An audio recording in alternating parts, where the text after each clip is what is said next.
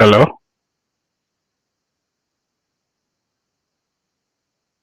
See this guy with the dance, with the leather jacket. No be yori, but I dey bust your bracket. What's up, buy the beat? This time way you got the shake. You dey feel like man, you know say me, I know the rig. See the guy got the dance. You dey feel the way me say I come here to the yarn. Show them say you sabi, show them say you self you man. Hey, no be lie, see the boy with the man. Hey, I see my guy normally I come to drop bars, something way be top notch. I don't dey shake the guy, he self gonna shop vlog. Everybody they feel I'm the way and they drop some. The guy don't they smile, feel like say your head is on bug. He self he dey feel the way I just dey go. The flow is dope. He self he don't dey feel I'm on the low. I savage on the beat, you know say me self gonna bad. Who be this your fine baby like this waiting for your man? Fine girl, what's up? If I come now, make we talk now. I know say you self you play with man, but make it no come be like say me self go for your hand. Make we interact one on one. You dey get am now, but this your girl she fine. Be like say you pack it down, but everybody don't they feel am, they know say you bad. Everybody don't they see them, know say yes you do. Collect the fight, my guy. You self God, you know you choke. Collect the fight, make it no come they leave me hanging. It's not like they don't know that yeah the thing is banging. I like the guy because he be loving how I'm sounding. Everybody they see him, they know say the thing they boss. This the way everybody.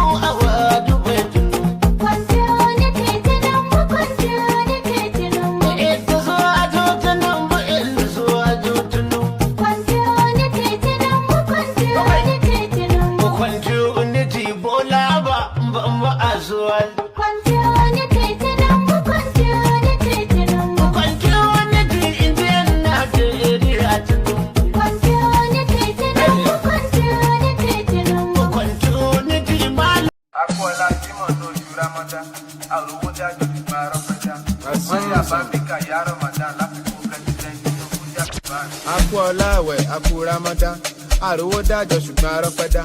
Mọ́rí àbábíkà yá Ramadan, gbogbo ẹnu ló máa gbẹ bí àsìkò Harmattan. Olúwa dákun jọ gbẹ́bẹ̀ mi, benefit mo fẹ́ jẹ mi ò fẹ́ jẹ̀bi. Ẹni tó wà nǹkan àwẹ̀ kó má rí mi ní kọ́nà. Bíbẹ̀ kọ́ àgbà lámbà bí Olúwa bọ́nà. Báríkà yá Rasulullah, máàkì mi, pàdé lọ kí Jùmát. Bẹ̀rù Ọlọ́run tákùlà, láìlà ìlàlà. Báríkà yá Rasulullah, máàkì mi, lọ kí Jùmát. Bẹ̀rù Ọlọ́run tákùlà, láìlà ìlàlà. Àwẹ̀ tán ojú tajọ̀sán, Ọlọ́run ló mọye ládá 30 bag. Nothing should tamper with my ego, èmi mo lẹ̀sìn mi sẹ́ mo lè fi brag. Ẹgbẹ́ Ọlọ́run tóbi, Allahu Akbar.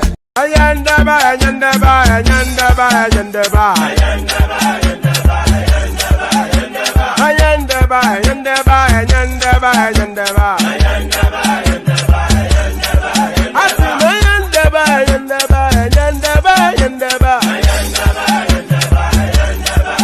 Wanama ayandaba, ayandaba, ayandaba, ayandaba. Ayandaba, ayandaba, ayandaba, ayandaba. Susu, baby, subramia. Baby, subramia. Suku, sunu, baby, subramia. Suku, sunu, baby, subramia. Suku, sunu, baby, subramia. Ejemo, anamana. Ejemo, anamana. Wanamejemo, anamu. Karatuba jodiri chukuma dukutuba jodiri ndimo eguma wego. Karatuba jodiri chukuma dukutuba jodiri ndimo eguma wego. Obodo jisike nubo seruna. Oyibo. It is everyone, befere. Ayandaba, ayandaba, ayandaba, ayandaba. Ayandaba, ayandaba, ayandaba, ayandaba. Ayandaba, ayandaba, ayandaba, ayandaba. Ayandaba, ayandaba, ayandaba, ayandaba. Atima ayandaba, ayandaba, ayandaba, ayandaba. Ayandaba, ayandaba, ayandaba, ayandaba. Wanama ayandaba, ayandaba, ayandaba, ayandaba. Ayandaba, ayandaba, ayandaba, ayandaba. Susu, baby, subramia. Suku, sunu, baby, subramia. Suku, sunu, baby, subramia. Suku, sunu, baby, subramia. Ladies and gentlemen, sometimes you just have to act like you are drunk, like you are crazy. Confuse your enemies, confuse them. Oboda say yeah, we mo.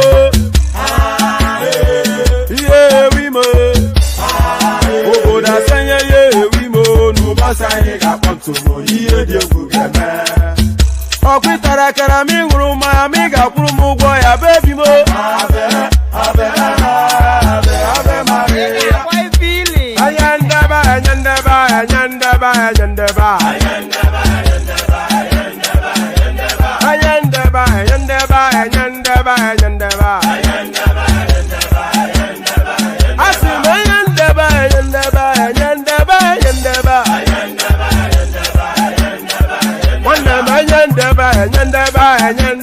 ayandaba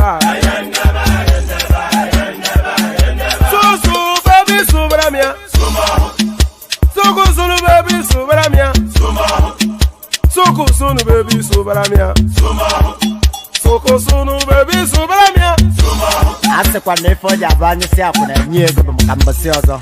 Since I was born, but now I am getting youth. Akuna mota nwa akuna koga book.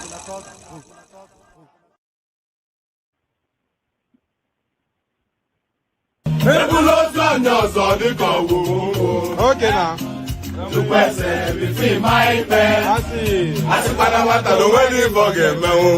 Okay.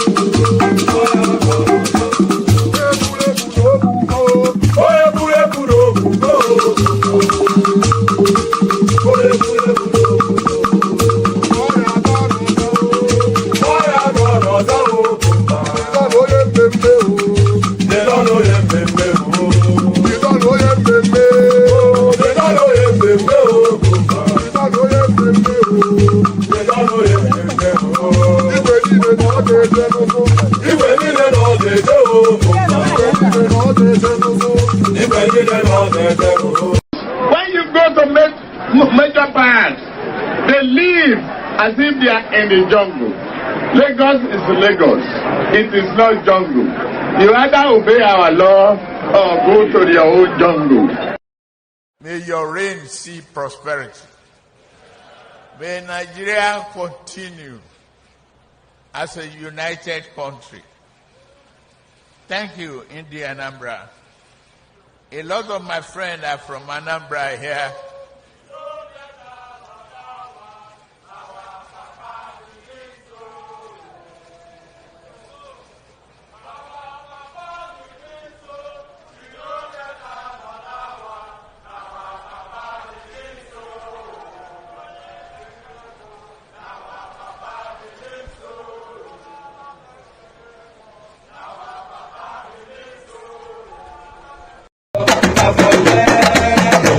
Yeah.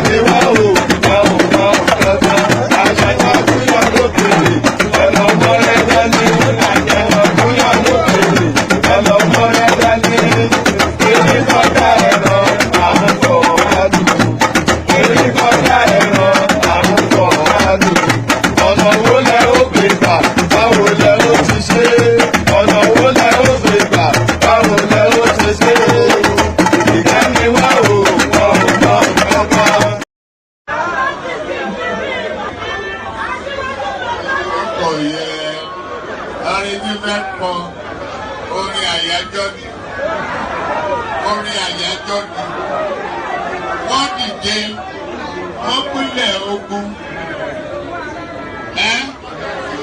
oyin tí mo rí ká bá mi wá yẹn dà ká ní kó bá mi wá.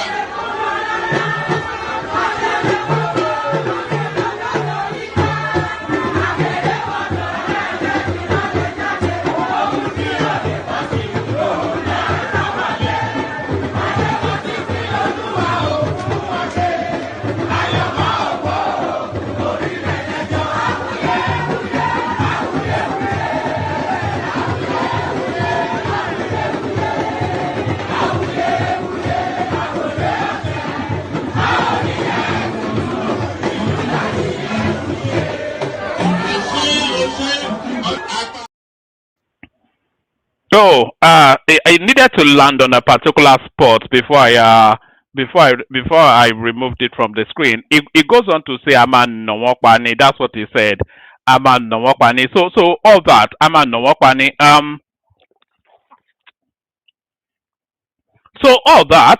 Good day to you. Good to be in your company. All that. Good day to you. Good to be in your company. And how are you? So that yes. Good day to you.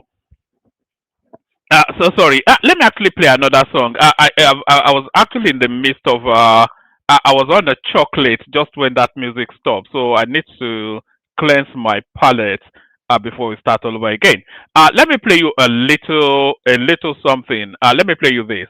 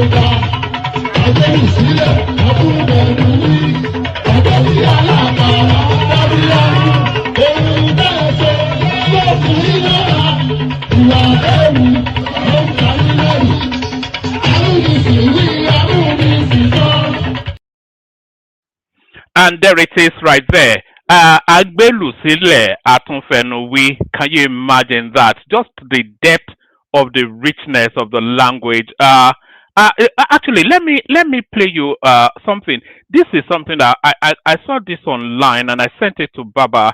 It's so rich. I keep on telling you about and I wasn't even intending to do this, but let me do it anyway. I saw it online and then I sent it to Baba.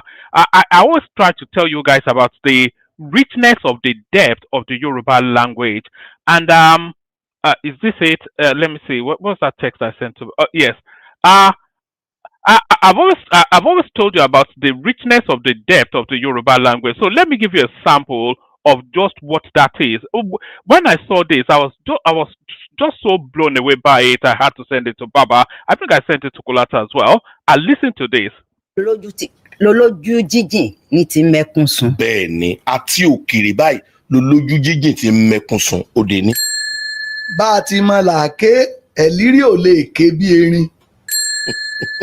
Ajá ló lẹ́rù, irọ́ ni pẹpẹ ń pa. Ẹyẹ yóò ti di méjì bí, ó yẹ máa sọ́bọ̀. Igi tí bá ń sin ẹyẹ kì í pé fólóko. Igi tí ń sẹyẹ pé fólóko, ó di méjì sí méjì. Ẹni ogún bá ya lágbọ̀n, òun ló ń mọ̀ròyìn ọ̀tẹ̀. Ẹni ogún bá ya lágbọ̀n ló ń mọ̀ròyìn ọ̀tẹ̀. Ó deep, ó di mẹ́ta. Ọ̀sági lọ́gbẹ́, ó tó gùrọ̀ lọ́fà. Ó dòde ọ̀pẹ ọgbẹ́nu òkè ọ̀fẹ́ ní ro. Sọ́fẹ́ ní ó di mẹ́ta sí mẹ́ta. Bọ́kọ̀ kan ò rè jìnrìn, ẹgbẹgbẹ̀rún ẹ̀ á lọ. Bí ọkọ̀ kan ò rè jìnrìn, ẹgbẹgbẹ̀rún ẹ̀ á lọ di mẹ́rin. Ẹni tí ó jorí èé wojú. Ẹni tó máa jorí. Kò ní wojú. Kò ní wojú, á jẹ ojú mẹ́rin. Right, it goes on and on. If you want it, I can send it to you. Let me. What did he say there? All of them impressed me, but that one especially impressed me. ọkọ̀ọ̀kan òre jìnrìn ẹgbẹgbẹ̀rún ẹ̀ á lọ di mẹ́rin. ẹni tí ó jorí èèwojú. ẹni tó máa. And by the way, when I tell you about that, the Oyo people are the progenitors of the Yoruba language. So that accent right there, that is the Oyo accentuation right there at its purest, most beautiful form. Not this guy, but the somewhat older gentleman. So listen to it again. Lord Mary. ẹni tí ó jorí èèwojú. So there it is right there. Ento Jori Ewoju, can you imagine that? Just the beauty of it. Ento Jori Ewoju, imagine that. If I try to translate it into English, as I often say, it will lose its resonance because the Yoruba language, as I've said endlessly on this platform, is spoken in inferred meaning. Do you understand? It's spoken in inferences so that the recipient have to then go and digest it to whatever capacity they have to understand it. Do you understand? So it's spoken in inferred meanings, and there's a reason why the Yoruba language is not a frontal language because we find frontal language, we find direct speaking too aggressive. You know, because we consider it uncivilized to speak so frontally at people. You know, we consider it uncivilized. So that's why we speak in inferred meanings. Do you understand? Yes, so you probably don't, but I think the Yorubas will understand exactly what I mean. About all that, huh? Well done, Adana. And you know it's deeper than that. He who eats the head does not look at it's actually the eyes. Do you understand? So let's say, for instance, you know, in the African culture, we eat the whole of the body of an animal. Especially, imagine a chicken, for instance. We eat including the head. And if you want to eat the head of the chicken, the eyes of that chicken might well put you off. But what that idiom, what that metaphor is telling you, is that if you are going to eat a head, then then you wouldn't look at the eyes. Which is to tell you then that if you want to go for something, you don't give considerations to the fripperies or the sensibilities of it. You go aggressively, you achieve that point, and then after that achievement, then you can then look back with the nicety. So, Entio Majori Konwoju, can you imagine that? It's just so rich. So all that, good day to you, good to be in your company, all that. Protocol remains the same. Click on the like. I don't know why I ask you to do it. Nobody ever does it. We have plateaued in a particular point for God knows how long. So I'm just sorry. I say it really more for the purposes of me having routinious. I just say it because I know it's not going to be actioned, but nevertheless you live in hope. Click on the like button just as I invite you to do so. Subscribe if you're not already subscribed. Come join me via the hyperlink that says StreamYard. If you want to, yes, like, share, subscribe. So those are the first three things. Is it? Yes, I think it's more a parable than an idiom. Yeah, that's the word I was looking for. Kolade, a parable. Yes. Yeah, it's a parable more than an idiom. Thank you for that, Kolade. So yes, click on the like button. Subscribe if you're not already subscribed. Come join me via the hyperlink that says StreamYard. Share the links just as widely as you can and super chat to us to stream. We only had one person super chatting yesterday. Usually we have a complement of 5 people doing that. So maybe we get back to that tradition, that convention of having 5 people super chat. And say hello in the comment section just as you're coming in so that I can acknowledge your presence and say hello back. That way, all of the nice... I'm going to send that clip to you, Ayo. I think you'll enjoy it. The one I just played there. I sent it to Baba. I sent it to Kolata. I sent it to you as well. So say hello in the comment section so I can say hello back, and then that way all the pleasantries complete. So that's Agbado Tinubu right there saying hello. That's Adana right there. I didn't even know it was a Yoruba man till he started interpreting Yoruba parables now, not idioms but parable. That's Kolade, correct me right there. So thank you, Kolade.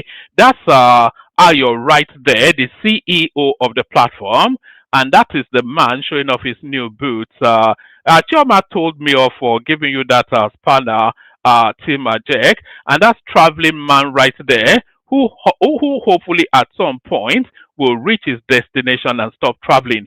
So keep saying hello in the comment section just as you're coming in, so I can acknowledge your presence and say hello back. So all those. Also, over and apologies for the late start, but no apologies for the late start because, of course, that is now the new normal.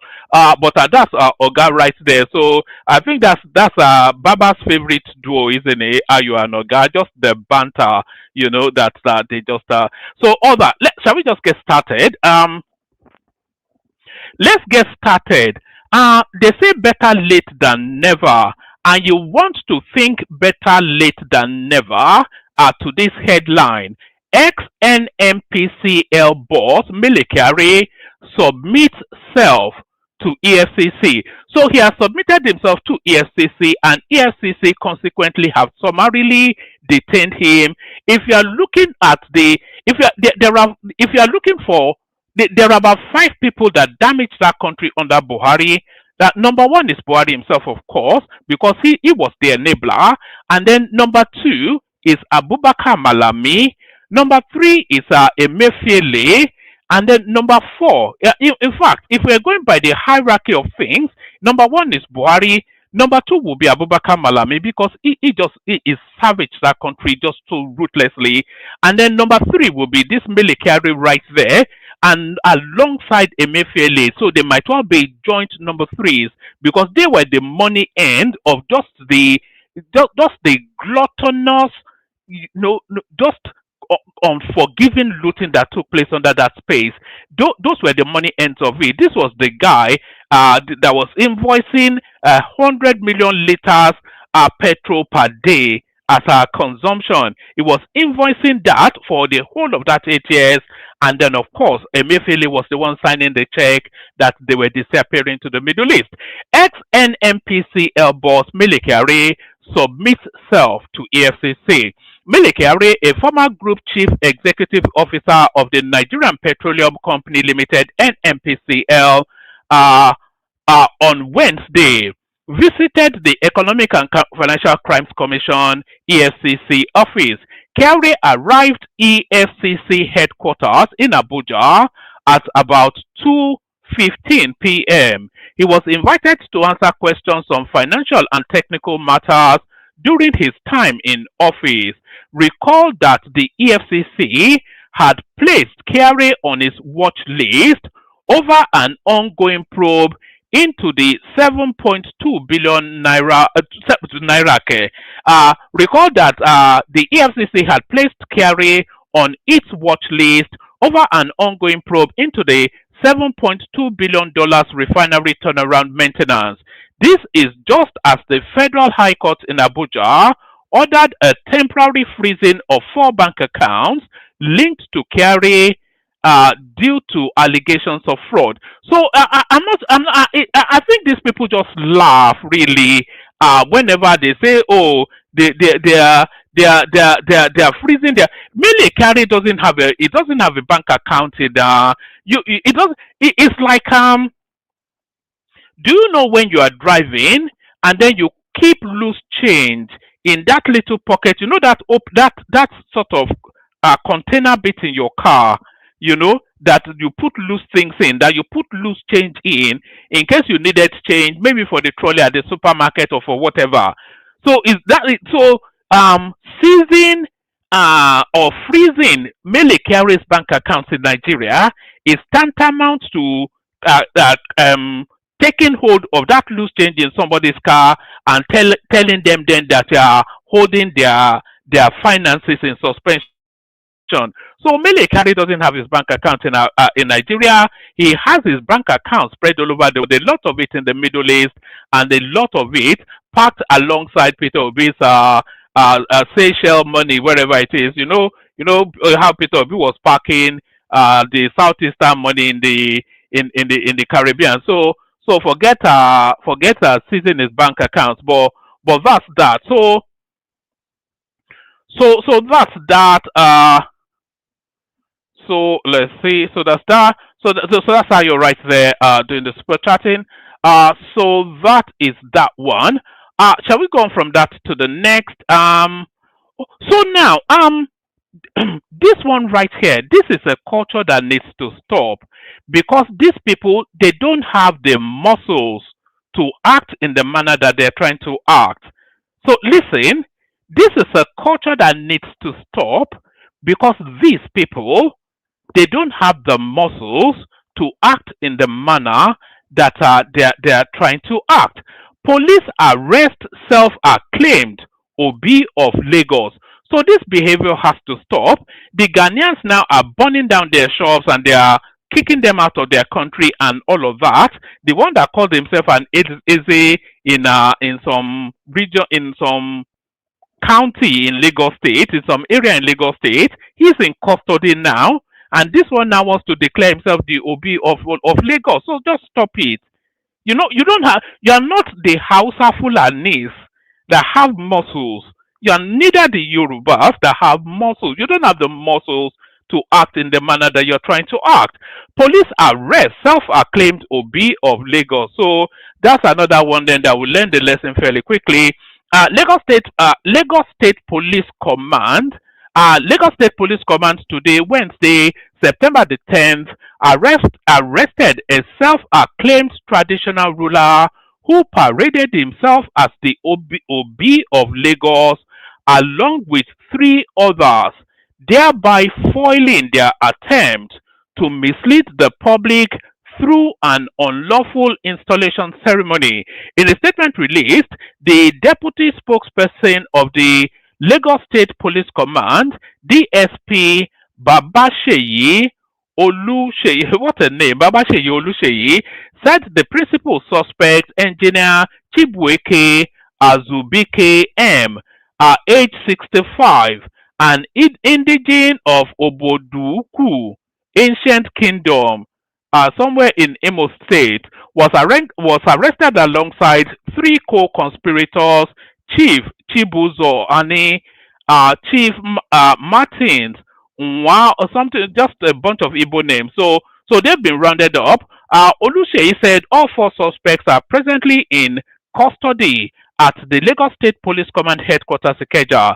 According to Olusheyi, intelligence available to the command indicated that the group had finalized arrangements to unveil a prototype of a purported 1.5 billion naira palace of Obi of Lagos State on Saturday, September the 30th, 2025 at Apple Hall, Amuwo, Odofin. Acting on this information, the police promptly sealed off the venue in order to forestall any breach of peace and to protect unsuspecting members of the public from being misled.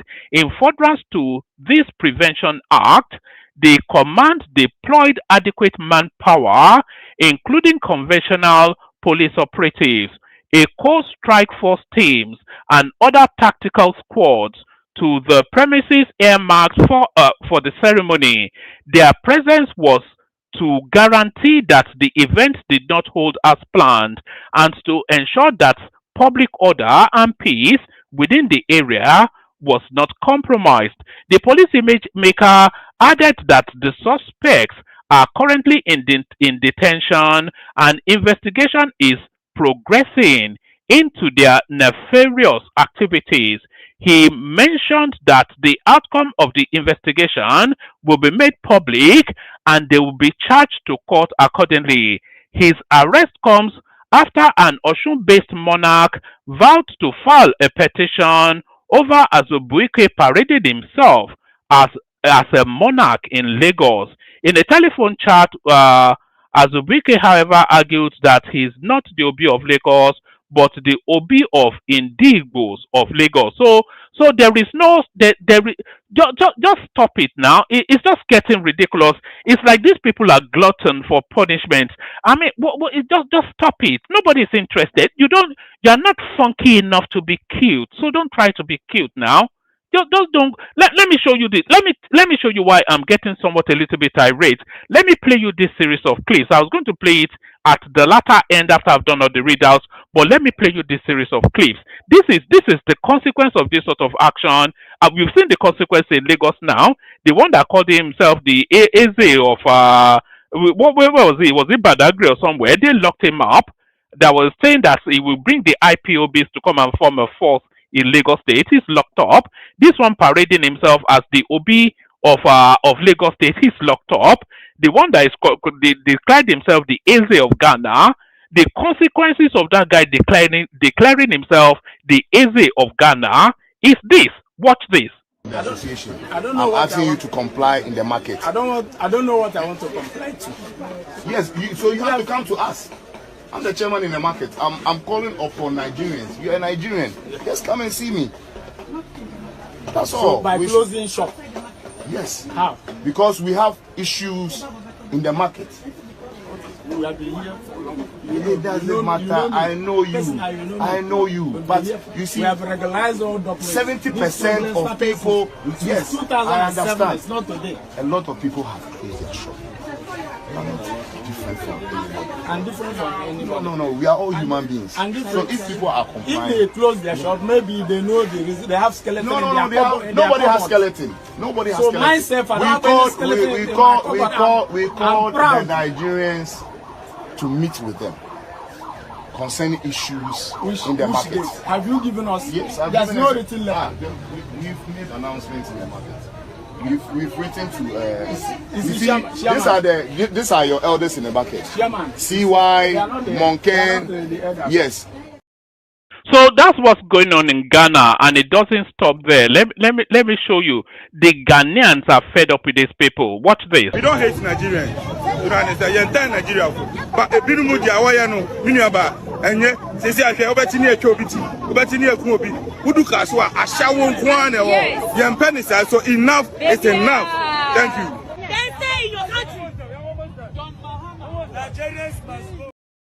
Apparently, they are all there selling phone covers on the streets. Do you know how when you travel into Europe, you see all these illegal migrants selling these little trinkets in the promenades? So that's what these people are doing in Ghana, selling phone covers, and at the same time telling the Ghanaians that if they leave Ghana, their economy will collapse. The Ghanaians are fed up. Watch this. But I don't want anybody to insult me. I'm not those Nigerians here illegal. I'm not those illegal Nigerian guys here. I'm not those illegal here. That's why I want to run here. I don't want them to say like those illegal here. I'm here now for 25 years. All my children are having Ghana passport. So if the shop is for my child may come and close it, I will listen to you. I don't know you. The same way I don't know you, don't know me.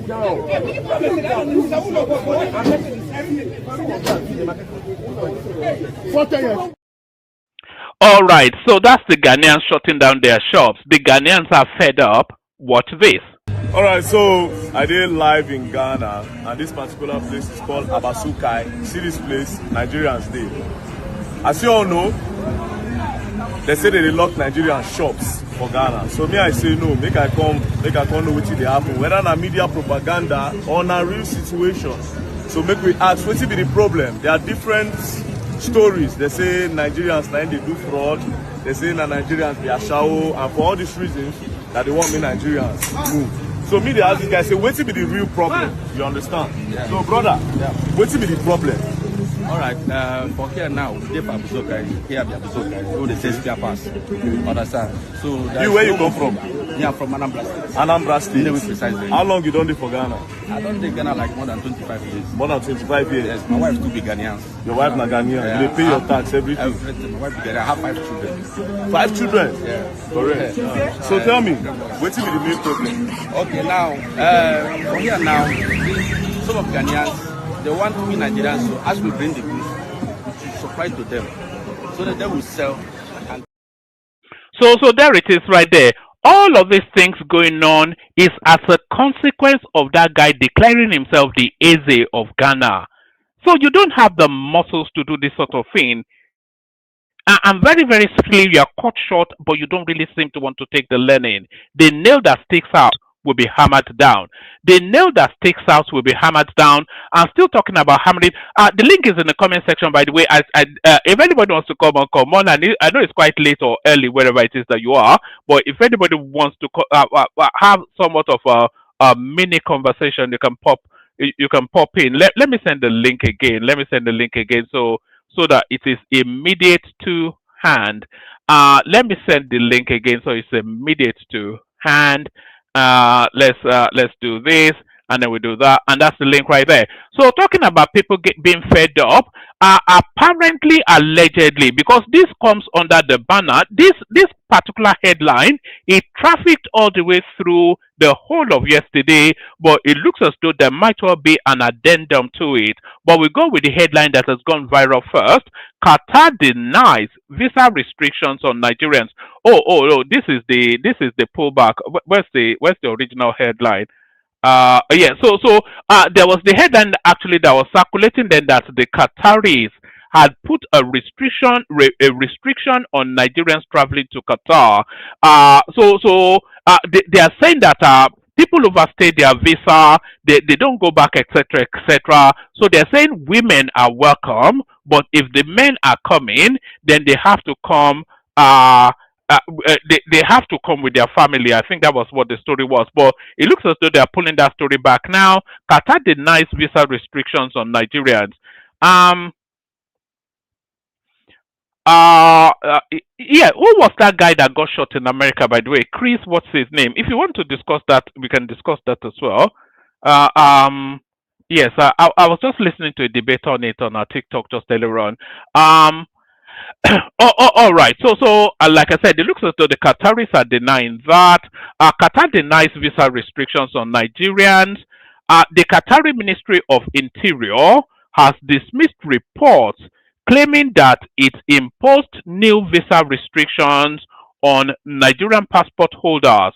A ministry official told the BBC Pidgin on Wednesday that there are no restrictions on Nigerians seeking to visit Qatar. Social media reports had alleged that the Qatari authorities introduced a travel ban preventing male applicants from entering the country unless they were traveling with their families. The report also claims that only women or families could apply for visas, with additional requirements of a 5-star hotel booking and a return ticket before applying for a travel or a transit visa. According to the viral report, the notification cited frequent cases of overstays by Nigerian travelers as the reason. However, according to the BBC, Haya, Qatar's digital platform for e-visa services, clarified that the visa application process remains unchanged. There has been no suspensions or changes to the current procedure. If any updates are to be made, they will be announced on our official platforms, it stated. Qatar has seen increased visits from Nigerians in recent years, partly due to the diplomatic spat between Nigeria and the United Arab Emirates, which led to visa restrictions and suspensions of flights. So there it is right there. I wonder where that story has all of the texture of the obedient space right there. So that's a bit of the obedient mischief making. Anything that colors the country bad, they are always there. So now, so it's talking about mischief making and the obedient space. Don't re-elect me if no constant electricity in 4 years. Who said that? Do you remember they go around famously say that was Tinubu's quote, and there's a video of him actually saying that as well. So Tinubu did say that, but who is now saying that now? Don't re-elect me if no constant electricity in 4 years, and that is the person that also vowed to serve for only 4 years. That's of course Peter Obi. Labour Party presidential candidate in 2023, Peter Obi, has challenged Nigerians not to re-elect him for a second term if he did not stabilize electricity supply across the country in his first 4-year term as president of Nigeria. So hopefully hopefully they captured him in a way that he cannot deny saying this, because there's a lot embedded in this. So is now co-opting Tinubu's tactic. So that's the first thing. So is now co-opting Tinubu's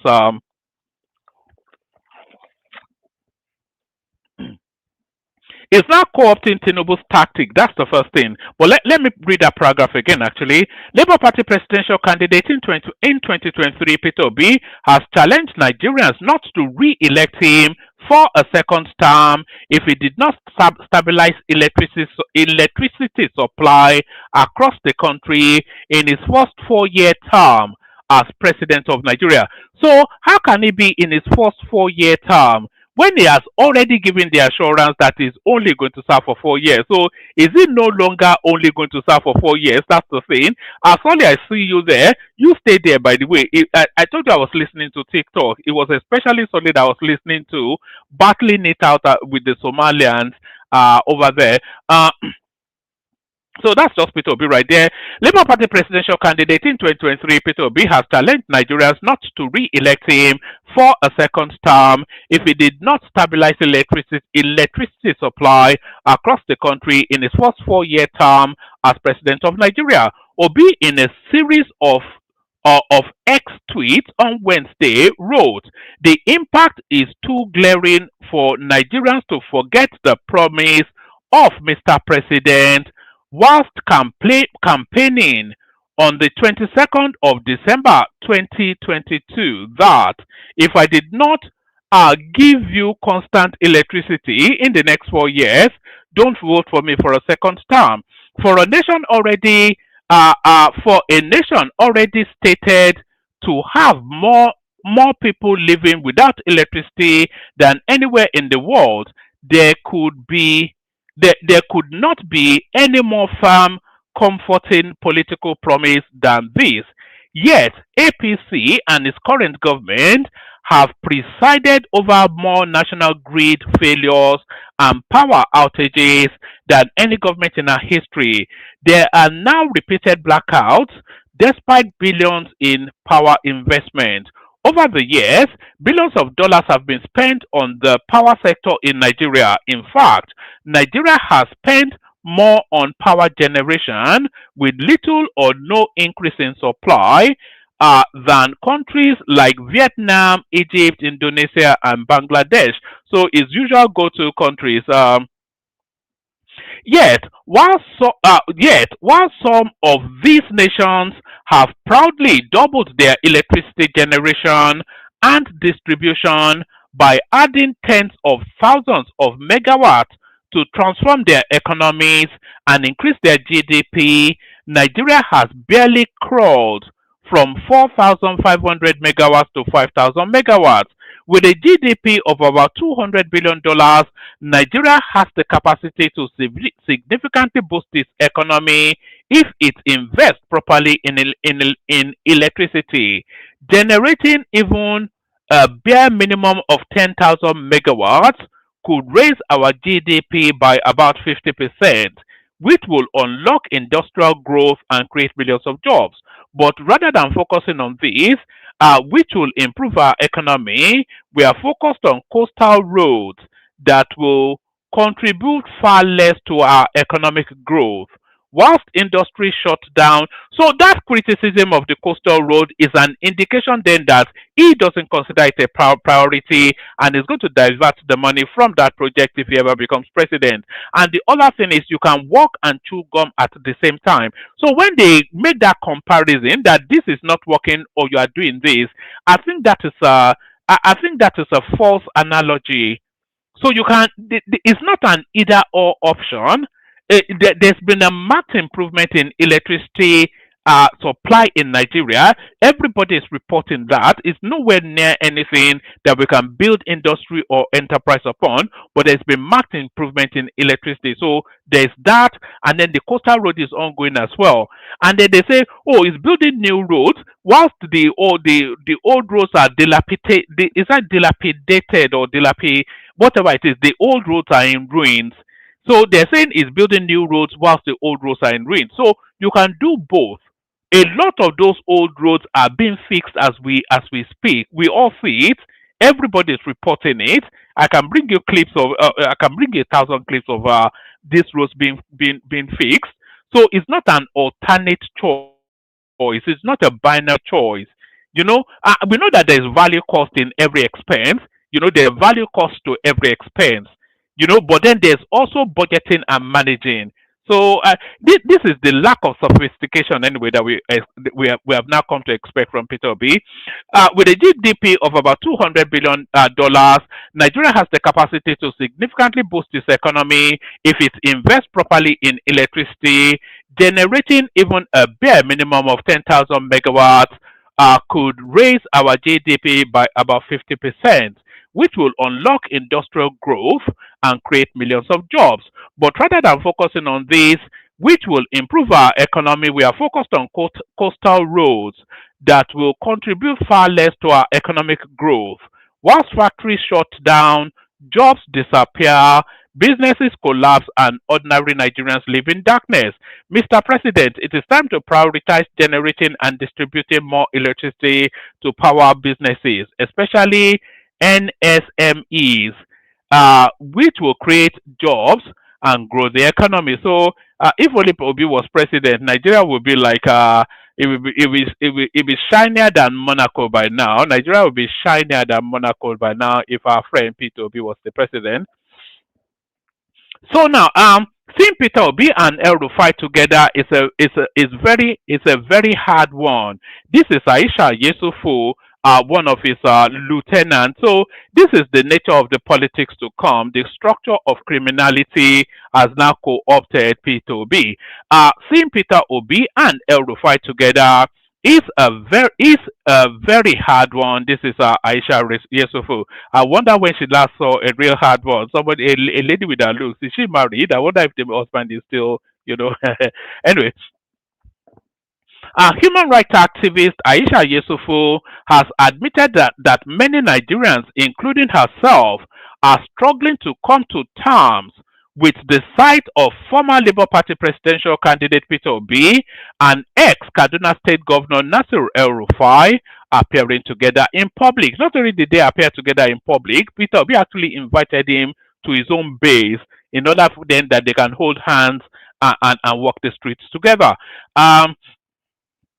Obi and El Rufai were recently spotted at an event in Owerri, Imo State, sparking heated reaction among supporters and observers. In a video shared via her X handle, Yesufu said the development stirred mixed feelings, particularly amongst Obi's supporters, who still recall El Rufai's controversial tenure and utterances as governor. Correspondents report that Yesufu stated, seeing Peter Obi and Nasir El-Rufai together is a very hard one for a lot of people, myself included. For those who are supporting Peter Obi and seeing all the things El-Rufai did as governor of Kaduna State, his utterances and actions, anytime I see El-Rufai, I'm thinking about Dadiyata. She disclosed that although she and El Rufai were at the recent ADC unveiling, they avoided any conversation. The activist stressed that political engagements often require interacting with those one might personally disagree with. So here she is now trying to sensitize the space to the possibility of what's to come. So this is her now working on the base to say, look, you have to do what's that phrase that a rational mind usually use that you have to do a little bit of evil for the greater good. So that's the area she's trying to move their mindset to. So I thought I had sent the link. Hold on. Let me bear with me 1 second. Let me just do this. All right. So that's it. Give me 1 second. Maybe I should get myself a PA. If you guys were, Anyway, let me not say that. Let me just do this. Hold on one second. I'm just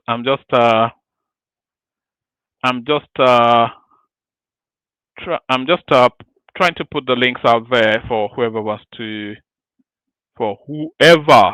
to come in.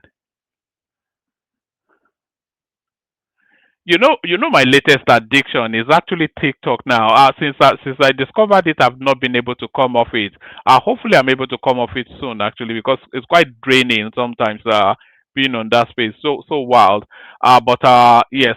All right. So where were we? Aisha, Yusufu, and all that. Right. The activist stressed that political engagements often require interacting with those one might personally disagree with. She further stated, "For me, this is my test that politics is not a love affair. Does that mean that I have to be working in the same room with this person? But like I said, politics is not a love affair." Yesufu urged Nigerians not to see Obi's meeting with El Rufai as a betrayal, but rather as part of the realities of political life. Yes, a lot of us feel bad, angry, pain seeing El Rufai with Peter Obi, but let's understand that in politics, you have to deal with the good, the bad, and the ugly. Politics is not a love affair. So you want to be a leader of everyone, she added. So now, Peter Obi is fraternizing with El Rufai. Everybody knows the sort of elements that is. In fact, El Rufai is so awful that he couldn't even pass a senatorial screening from a space that was just ready to accept him. You know, they couldn't even. So that was how bad it was. And this is Obi fraternizing with him. So if they now succeed in getting rid of Tinubu, El Rufai will be a key component of whichever administration succeeds Tinubu if that happens in 2027. So are you now saying that El Rufai will now become a transformed person, you know, and become a better person, and will not want his propagation of Islam, the slaughtering of Christians, bulldozing his political enemies' houses, and locking up journalists, all of those things that we know him for? Will he suddenly reform because Peter Obi is in play? Privatization, telecoms, 76 billion investment yet to connect Nigerians. So I'm not quite sure what that means. Well, I'm not quite who's invested 76 billion. I think that might well be a mistype. Nigeria's telecommunication sector has attracted 75.6 billion dollars in investment since the 2001 privatization, yet millions of citizens lack access to connectivity. President Tinubu persistent challenges such as coverage gaps. You see this, by the way, this little piece right there. It tells us then why electoral results cannot be transmitted in real time. There's not the infrastructure is not there as the telecom space is because they have to transfer it electronically, and the infrastructure is not there. Nigeria's telecommunication sector has attracted 7.75.6 billion dollars in investment since 2001. Yet millions of Nigerians lack access to connectivity. Persistent challenges such as coverage gaps, poor service quality, and rising cost continue to frustrate consumers, threatening the sector's potential to drive the digital economy. The liberalization of Nigeria's telecommunication sector in 2001 marked a turning point, transforming a landscape dominated by state-owned Nitel into one of Africa's most dynamic markets. So there's that. So that's the narrative of connectivity right there. Um, and this we've already discussed. Police arrest self-proclaimed uh, Obi of Lagos. False installation ceremony. So So that's that. So that's that. The link is in the comment section. Anybody that also comment. So those are the readouts. Let's go to the clips now. I think we've actually seen quite a few of them. So actually, let me just play them and then okay, so this is the guy that wants to become the governor of Lagos State and he cannot even speak Yoruba. So we start with that. But do you speak Yoruba? What do you say about the people that say you don't speak fluent Yoruba? I speak Yoruba, but my intonation is something that makes people laugh at me. Okay. But I understand Yoruba very well. Like me, I understand Yoruba as well. Right?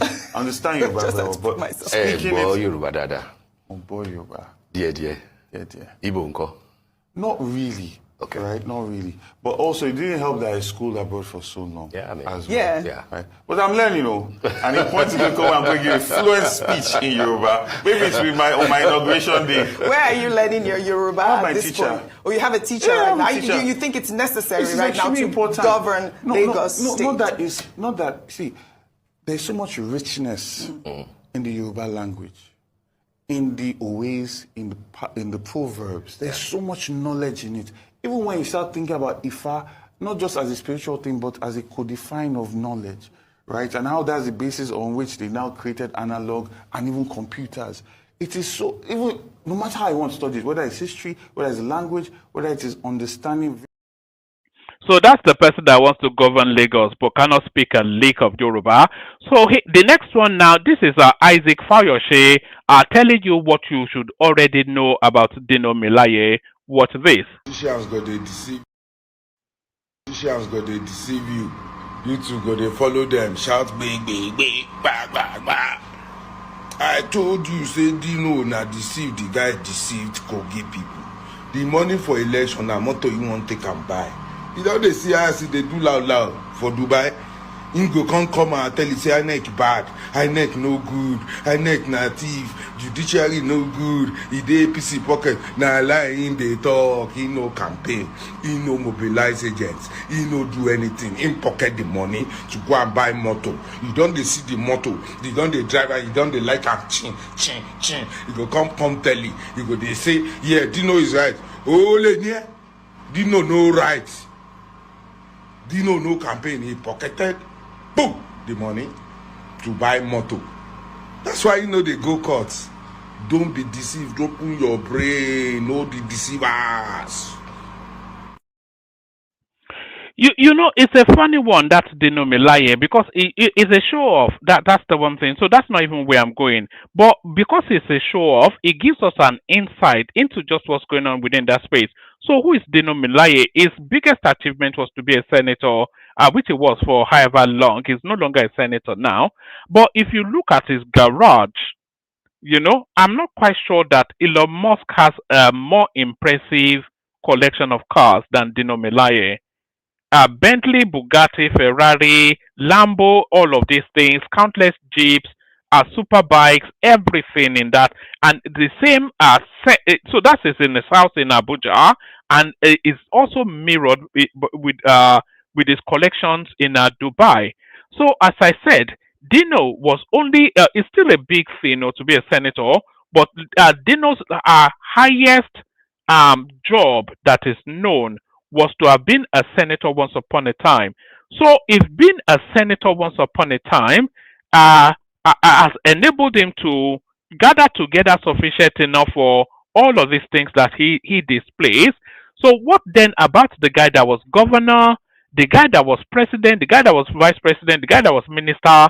So that tells you of the level of wealth as well as the level of just the Dino's array of cars. It gives you an insight both to the level of wealth and the level of looting going on in Nigeria. It's quite an ungodly thing. But here is it looks as though now there's somewhat of a change of tack on a Rice TV, and they are now starting to cannibalize each other somewhat. I've seen little glimpses of it over the last few weeks thereabouts, but it's happening with increasing frequency. They are now starting to cannibalize each other from within. So outlandish is their positioning of. They cannot sustain that. That contrived indignation that they do. They cannot sustain it anymore, and they are now starting to cannibalize each other. What do I mean? Watch this. what the president also went to see in Brazil, that corruption is gone. Corruption is not gone from Nigeria. We also know that corruption is not gone. You know, Rifai, I would like to restate that point again, because I did make it when you mentioned it, that the president was not saying corruption is gone in Nigeria. He was talking about the fact that corruption is gone from the subsidy regime. Let us just, you know, be sure that that's what he said. No, I think you should play this. Not the half video, Oji. Play the full statement. We've gone to watch. And he did say that corruption is gone in Nigeria. It was a clarification afterwards. It was a clarification. Afterwards, yes. What's wrong if you have made a statement? No, I'm not. Don't argue. I'm not arguing with you. I just want to make a statement. I'm making a point. But you haven't let me land. You haven't let me land. I'm making a point. Let me finish, please. Would you let me land? Okay, go ahead. Fantastic. There's nothing wrong with making a statement, and you go back and clarify it. So on this position is what I'm saying, that the president was talking about corruption gone during the subsidy regime. Oji, that's all I'm saying. Oji, you are factually incorrect. Okay, go ahead. I put it to you, you are factually very incorrect. Go ahead. Go ahead. Because the point is, in the video, he stated it clearly that corruption was gone. That means you didn't hear what I just said. Wait, whatever that they sent to be the clarification was not what the president said initially in the video. But he clarified. So in the clarifying is an afterthought. The question is, wait a minute, let me finish. The question is, did the president say corruption is gone or not in the video? He said it. He did. We clarify is an attempt to spin afterwards to be able to mitigate the impact of what the president said. And there it is right there. It's quite maddening listening to that guy. The guy said, Tinubu speaks in short forms. That is why he often gets confused. He just speaks in short forms because he speaks to what he presumes an audience that is on board with wherever he is mentally. So he speaks in short forms. So he said corruption has been defeated, and then they then went on to clarify. Everybody, he cannot say corruption has ended in Nigeria because he knows that, and he knows that everybody knows it has not. And then they then went on to clarify that what he was saying specifically is that it's been ended in the subsidy regime. So that was the clarification, just to narrow down the specificity of what he was saying. They added that this is what, when he said that, he was speaking to this particular section. So this guy now, he wants to hold him to that space and then do that inane dance round the campfire that they do, just whooping and hollering and just that made up indignation and just screech and squeal and then and then gather his people. It's just a nonsense now. But even Audio, she just couldn't handle it anymore. Look, they said they actually clarified that this is exactly where that space is. So what then do you want to hold him still to that space after the clarification has been made, ignoring that they've clarified? Because of course it'd be very difficult to argue against the clarification. So it's maddening. But like I said, it looks as though the light bulb has been switched on Arise TV, and now they cannot sustain that momentum of our contrived false indignation anymore. So let me play you 2 more clips to that space. I don't think that is the kind of money that the Nigerian government will be looking for in terms of capacity. The other claim that he made is about presidential yacht. He said President Tinubu has a yacht paid for by Nigerian taxpayers between Monaco and wherever that the president of Nigeria is using. That is not true. Now, when this issue of the yacht came up, it wasn't even the Tinubu administration that talked about yacht. It was the Buhari administration in the 2023 supplementary budget.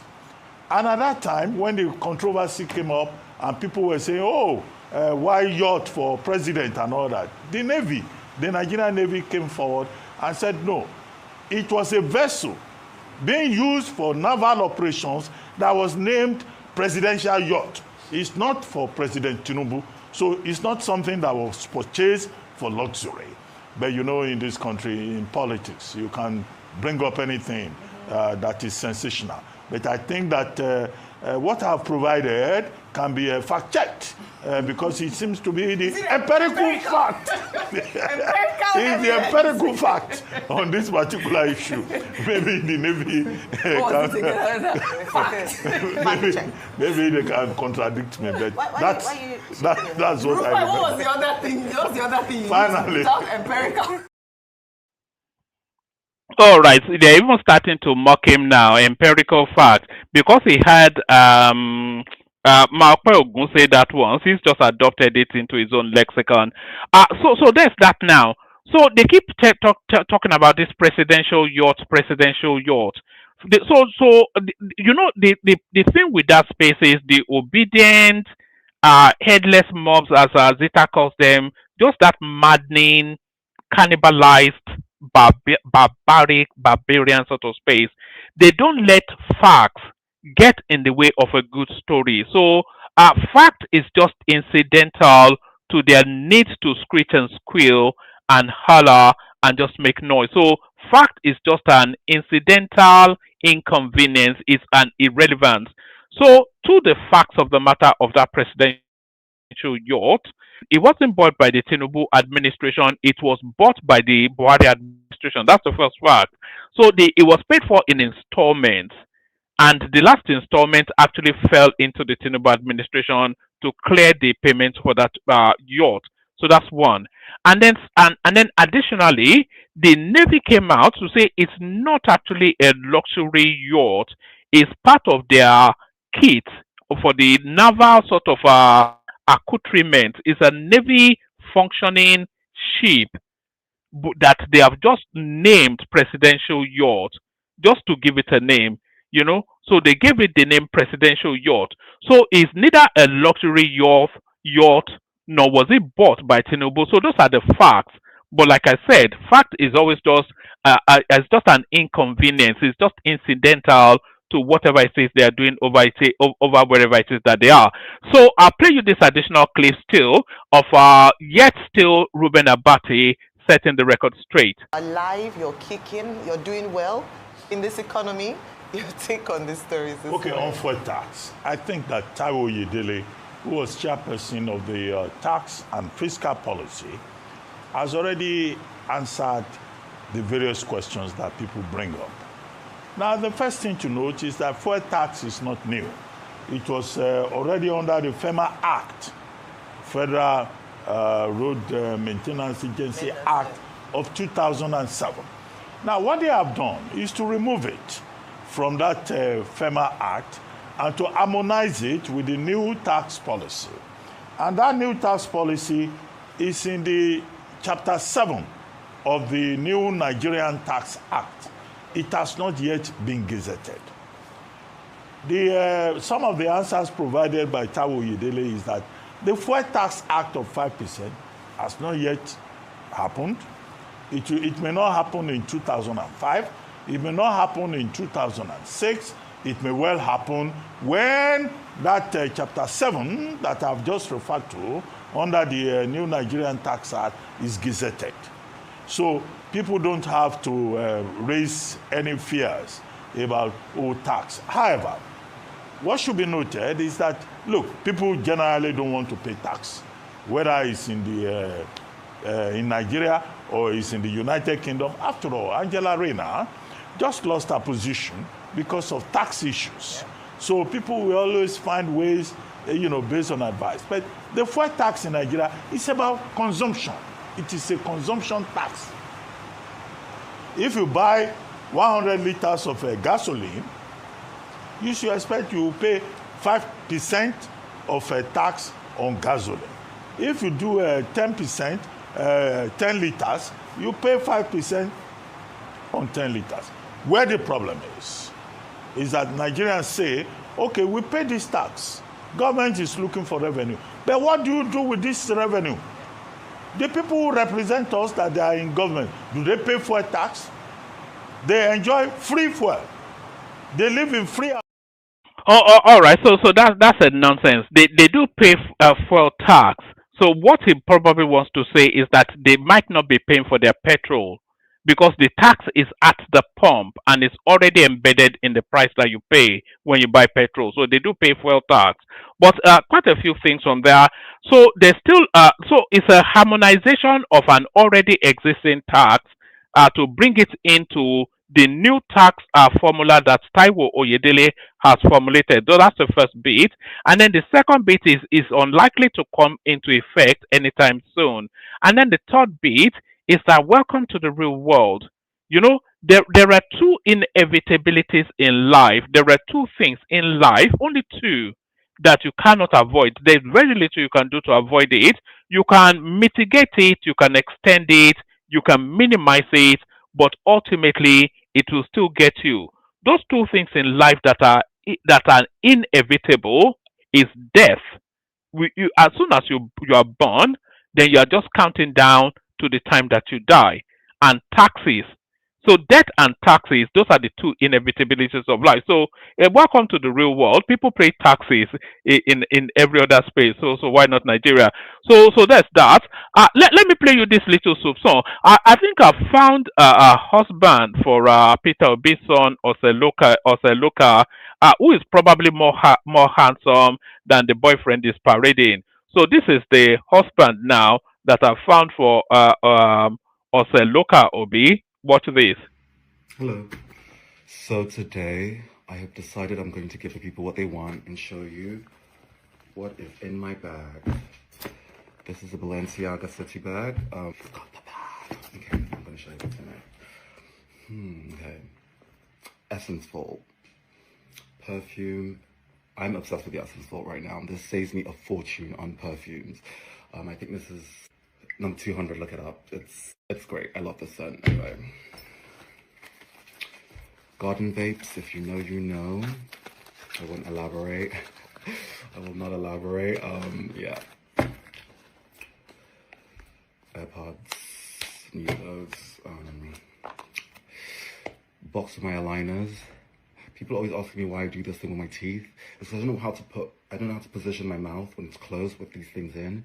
So I need to it's uncomfortable. That's why I do a lot of movements with my mouth and my teeth. Anyway, that's that. Chargers, headphones, all that jazz. Card holder. It was a lot more electric blue when I first got it, and that's why I really loved it. I still love it. It's a great card holder from Albury. Umbrella.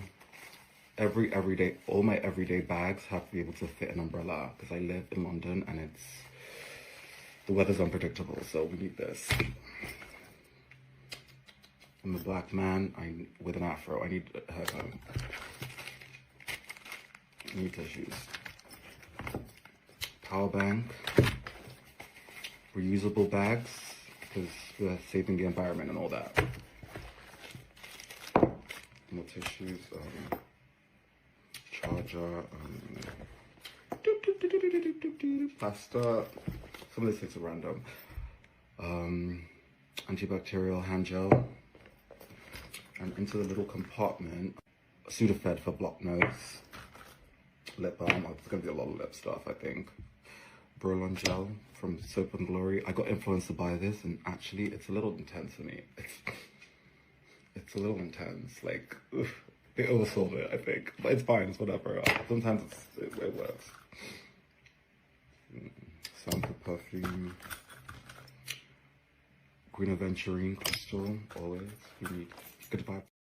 All right. I let it play a little bit because I wanted to see if it gets to the lipsticks because I'm pretty sure there are lipsticks in that bag. So I did say that I found a husband for Peter Obi's son, Oseloka, because of course I wasn't especially impressed with his boyfriend. So I found him a real husband. Do you know who this character is? Do you know who this person? Hello. Do you know who he is? That is, if you know who this person is, tell me in the comment section before I actually tell you. If you know who this person is, I'll let it play for another minute and then tell me in the comment section if you know who this person is. Hello. So today I have decided I'm going to give the people what they want and show you what is in my bag. This is a Balenciaga City bag. So that's Charles Soludo's son, the one that's attempting to be a musician. That's Charles Soludo's son. So it must be something in the state house in Anambra that turns their children to gays. So there it is right there. So that's the husband. So imagine that if Peter Obi's son brought Charles Soludo's son home to daddy and say, look, daddy, I found a husband. It's not even the sexuality, but really the choice of partner that would cause the katakata. So now that let me play you this. Do you know that the internal rail service in Lagos State has now been 2 years running, and they've transported they've carried in excess of 2 million people. So that is this now next clip is Sanwo-Olu celebrating that landmark. What this? ara táwọn bàjẹ́ ń gbérí lójijì ló dúpọ́n lórí lórí ilé kààbò sí àfọ̀rọ̀wọ̀ mẹ́mẹ́ sí kò sáyé fàlà bó sí á ọlọ́tẹ̀ ló máa ṣe é sí á. ọ̀gá wa àná mi ọmọlé ọmọ ìyàwó àná mi abúni ló jẹ máa ò bẹ̀ alágbé tó fọ́ alágbé lówó èèyàn ẹ̀bí ni dòdò. kí ló dé tó ń bínú ọmọ ológo wọ́n ń bínú ọmọ ológo. Okay,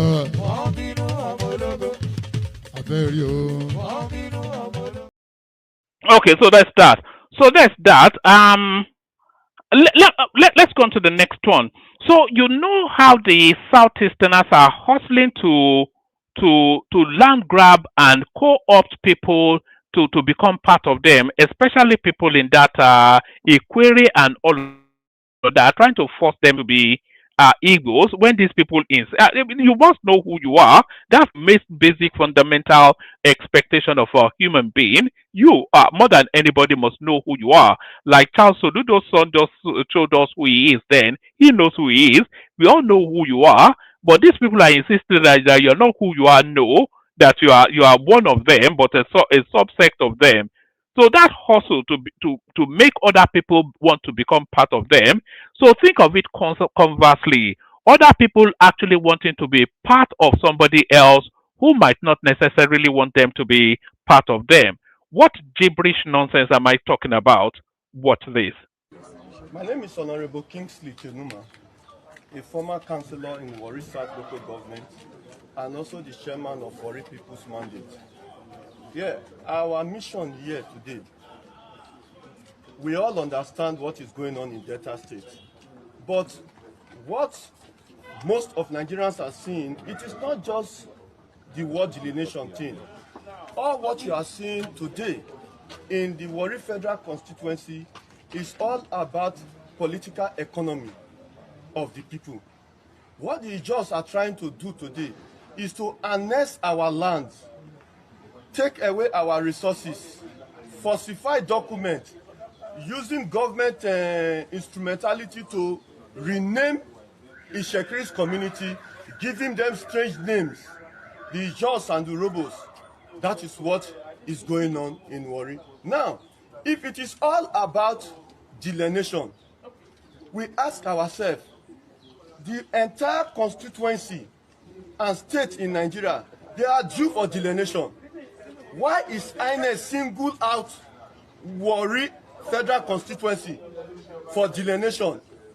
Election is not just around the corner now. 2027, we still have ample of time in doing so. INEC chairman, that the tenure is about coming to an end. You are going. Why are you rushing to do this one? Is it because of the dollar for cash money that has been spread to the commission today? We all know this. We had it on good authority. How much that has been spent by the Ijaws on INEC to carry out these illegal activities that they are doing. Now, it will interest you to know that why are we here today? We want to ask. If you go back to Delta State, the Shekri, we do not have any issue with the Ijaws. It is the Baramatu clan in Warri Southwest that we have issues with. But each time there is this issue, you will always see the larger issues from Bayelsa, from Rivers State, and all those states coming to speak on issues that you know nothing about. That is why we are telling the world that no, the Shekiri, we do not just fall from heaven. We are Yorubas. We are now back to our brothers. So there it is right there. The Shekiris want to be Yorubas. The Edos want to be Yorubas. Everybody wants to be Yorubas, even though the Yorubas don't want them to be part of them. But then you hear that cry all the time. The Tinubu administration is useless. Show me one person that is working there. They don't know what they are doing. They don't know what they are doing. And here is an example of one of the functionaries of Tinubu's administration that doesn't know what they are doing. Nigeria continues to remain focused. We have very strong bilateral ties across the world. You saw Mr. President in Brazil. You saw the Vice President of Colombia visiting our Vice President. And so in terms of relationships, we're doing well. We're making friends. And these are concrete relationships that are producing tangible outcomes that feed into the prosperity required for Nigerian people. We're also very active in ECOWAS. You saw Mr. President host the first West African Economic Summit. I'm just coming from the ECOWAS Pavilion, where I co-chaired a session with the Assistant General of the UNDP, and just talking to traders. We've fixed them up, we've paired them from ECOWAS with Southern and Eastern African countries. So it's a pair-to-pair. They're working on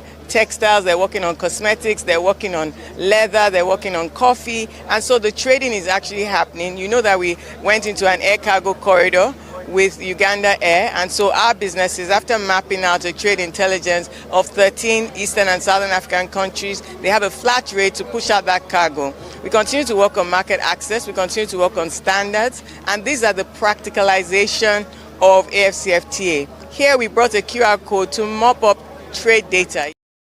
So that's Oduwole right there, the trade minister. You can see that she clearly doesn't know what she's talking about, doesn't know what she's doing. So stay there. They don't know what they are doing. So that's an example. You listen to that and tell me that they don't know what they're doing. So they don't know what they're doing. So now, this will be the last one. Actually, there's still a few more clips, but I want to get started. If anybody wants the conversation, no one in the studio at the moment. If you want to hop on. Let me play you this one. So this guy, very dark man, he calls himself. He thrives on controversy, as you know. But and he likes to feed into he likes to feed into the, for want of a better word, he likes to feed into the foibles, into the pressure points, into the chasms that exist in society. So here he is now, feeding into that. There's only one port in Nigeria, and it's in the.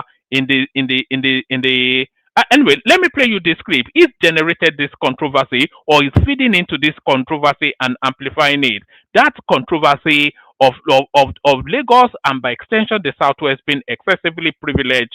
So that's where he's going with this one. My Igbo brothers, at this point, why would not they fight for Biafra? They could have seen the fight. See, may they leave Lagos. May they break Lagos away, or may they distribute within they go Lagos to every other state. I think Lagos is the state that is slowing the whole Nigeria down. And here's why. Why must everything come through Lagos?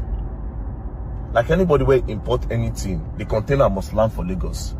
And they get other options where they can create other seaports. Why must everything land and come through Lagos? You know, think about it. Lagos is actually slowing Nigeria down. Because imagine if we get other ports, like maybe we'll get the Delta State ports, may take care of all those eastern region. Say, container land for Delta States. The people where they are. So he's feeding into that narrative, just raw meat, just to gather online coinage. But this guy here, he calls himself James Not Bond. He could not abide what that propagandizing that well, he responds to it. Let me just play you the clip, then you can merge the two together. I think Lagos is the state that is slowing the whole Nigeria down. And here's why. Why must everything come through Lagos? Like anybody will import anything, the container must land for Lagos. And they get other options where they can create other seaports. Why must everything land and come through Lagos? Bro, international flights. Most of the times people go through Lagos. Every other international airport okay for Nigeria, they just call them international airports, but they are abandoned. VDM. This is the second time I'm recording this video. The original video I made, my friends told me not to upload that because it would be too controversial, because this is a very sensitive topic. But before I say what I want to say again, listen to this video. This is the Deputy Governor of Lagos State. Apapa and Tinkan Port is responsible for 89.8% of foreign trade in our country. Apapa and Tinkan. You can Google it. Every country that I know, Germany, UK, the port, 20-kilometer radius, the port is responsible for the infrastructure. That's not the case in our country. You need to know the amount of resources we spend, and they destroy it. Because the volume of trucks that comes out is destroyed every time we rebuild. Because in fact, people have left Apapa. When we were growing up, Apapa was the place. All the big men were living in Apapa. From Papa Wolowo, all of them, all the big men. But today they've run away. So we are destroying everything that our fathers have built. So today Apapa is a shell. In fact, the one that saddens me the most was a bank. They built their office. I think it's Access Bank. I think. They covered it. They didn't want to show. It's still there like that. It's been there for maybe 50 years. They just said we can't because they set up federal. Who does that anywhere in the world? We set up federal committee and navy to clear a road. Why? You know that our country, because of what is happening in Apapa and Tinkan, a lot of the ships stopped coming to Nigeria. Our country became a transshipment port. They will stay in the middle and then start loading to small because we didn't dredge the place. It's shallow water. So protecting those must be important. Marine operation must be important to our country. But we just allow our state, the state of Lagos, to carry that burden. It's unfair.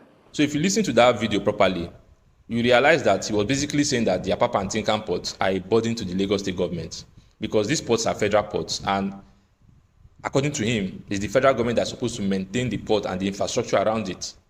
But what is happening? The federal government is not doing their job. So Lagos state government is now forced to. They are losing money, first of all, because businesses are living there. A lot of people are no longer living there anymore. And then on top of that, they are not spending money to maintain the infrastructure around there because it was affecting other parts of the state. So when people make this topic, making it look like Lagos state government is intentionally sabotaging other people, like it doesn't make sense. Now, Lagos state has a port in Lekki that is partly owned by Lagos state government. Maybe you need to find out why that port is not as commercially viable as the Apapa and Tinkan ports, and to give you an idea why the other ones are not really working. Now, to the issue of airports, Nigeria has 6 to 7 international airports. In the southwest, we have Lagos. In the southeast, we have Enugu. In the south, we have Port Harcourt and I think Calabar. In the north, we have Kano and Abuja. So the Lagos state government put out a memo to the international flight community that other planes should not fly to other states, that everybody must come to Lagos. When a plane is taking off from New York, London, Qatar, and people want to come to Nigeria, and they are seeing that 90% of the people who come to Nigeria are coming to Lagos, what do you want them to do? What do you think is going to happen? Or do you say, because of 4 people that want to go to Enugu or 4 people that want to go to Kano, one full aeroplane will now go from London to Kano? That doesn't know how it works. Aeroplanes go to places that have economic activity. So we need to find out, why do all these other states not have as much economic activities as Lagos? What are the state governors of these states doing? Not just about pointing fingers and raising unnecessary tribal sentiments. Now, even if we want to politicize this thing, I'm sure the reason why you're mentioning Lagos is because the president is from Lagos. My question to you is that, is Tinubu the first president of Nigeria? Obasanjo was from Ogun State. Why didn't he make Ogun State London? Why didn't he make the international airport in Ogun State vibrant? Yar'Adua and Buhari were from the north. Why didn't they make the international airports there very vibrant? Goodluck Jonathan was from the south. Why didn't he make the ports vibrant? So why, again, I don't want to take this to a place where it will be misinterpreted, but all right. So that very dark man is nothing more than just some semi-illiterate who just happened upon an opportunity. That's the sum total of who and what he is. Just some semi-literate guy that's just happened upon an opportunity. So I'll play the Kegite music. I'll send the link again, and then we'll see what happens after that. The Kegite. Only water, where they see ma. Water, only water, where they see ma.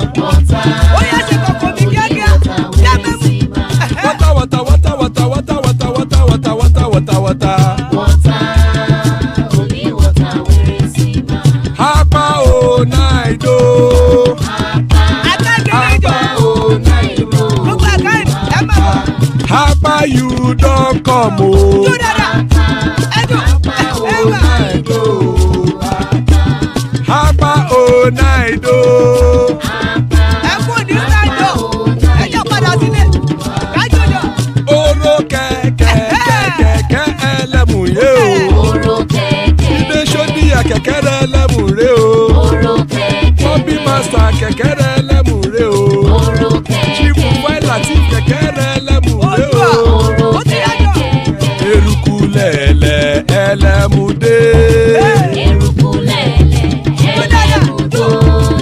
Eruku lẹ̀lẹ̀ ẹgbẹ́ ẹlẹ́mùdóde ojàre o. Eruku lẹ̀lẹ̀ ẹlẹ́mùdó. Eruku lẹ̀lẹ̀ Ghana ti dé ẹgbẹ́ bọ́dì o. Gbé bọ́dì ẹ̀ gbé. Ọmọ ẹlẹ́yẹ ẹyẹ o ó dilé o. Ìrẹsílẹ̀ yàjọ. Odúyẹ̀lá ẹyẹ o ó dilé o. Ọmọ ẹlẹ́yẹ. Petrosonama ẹyẹ o ó dilé o. Kẹ́lẹ́ eréke. Petrosodúnkẹ́ ẹyẹ rẹ̀ ó dilé o. Ọmọ ẹlẹ́yẹ. Ẹlẹ́kọ̀ ọ̀run mú ìní o. Ó lè jò. Jò. Jò dára. Àkùkọ ọ̀run méjìkọ. Òjìyà ojú òjì náà ó ta kàdà èmi. Ayé ìlú. Ikú kò ní ríwà gbéṣe o.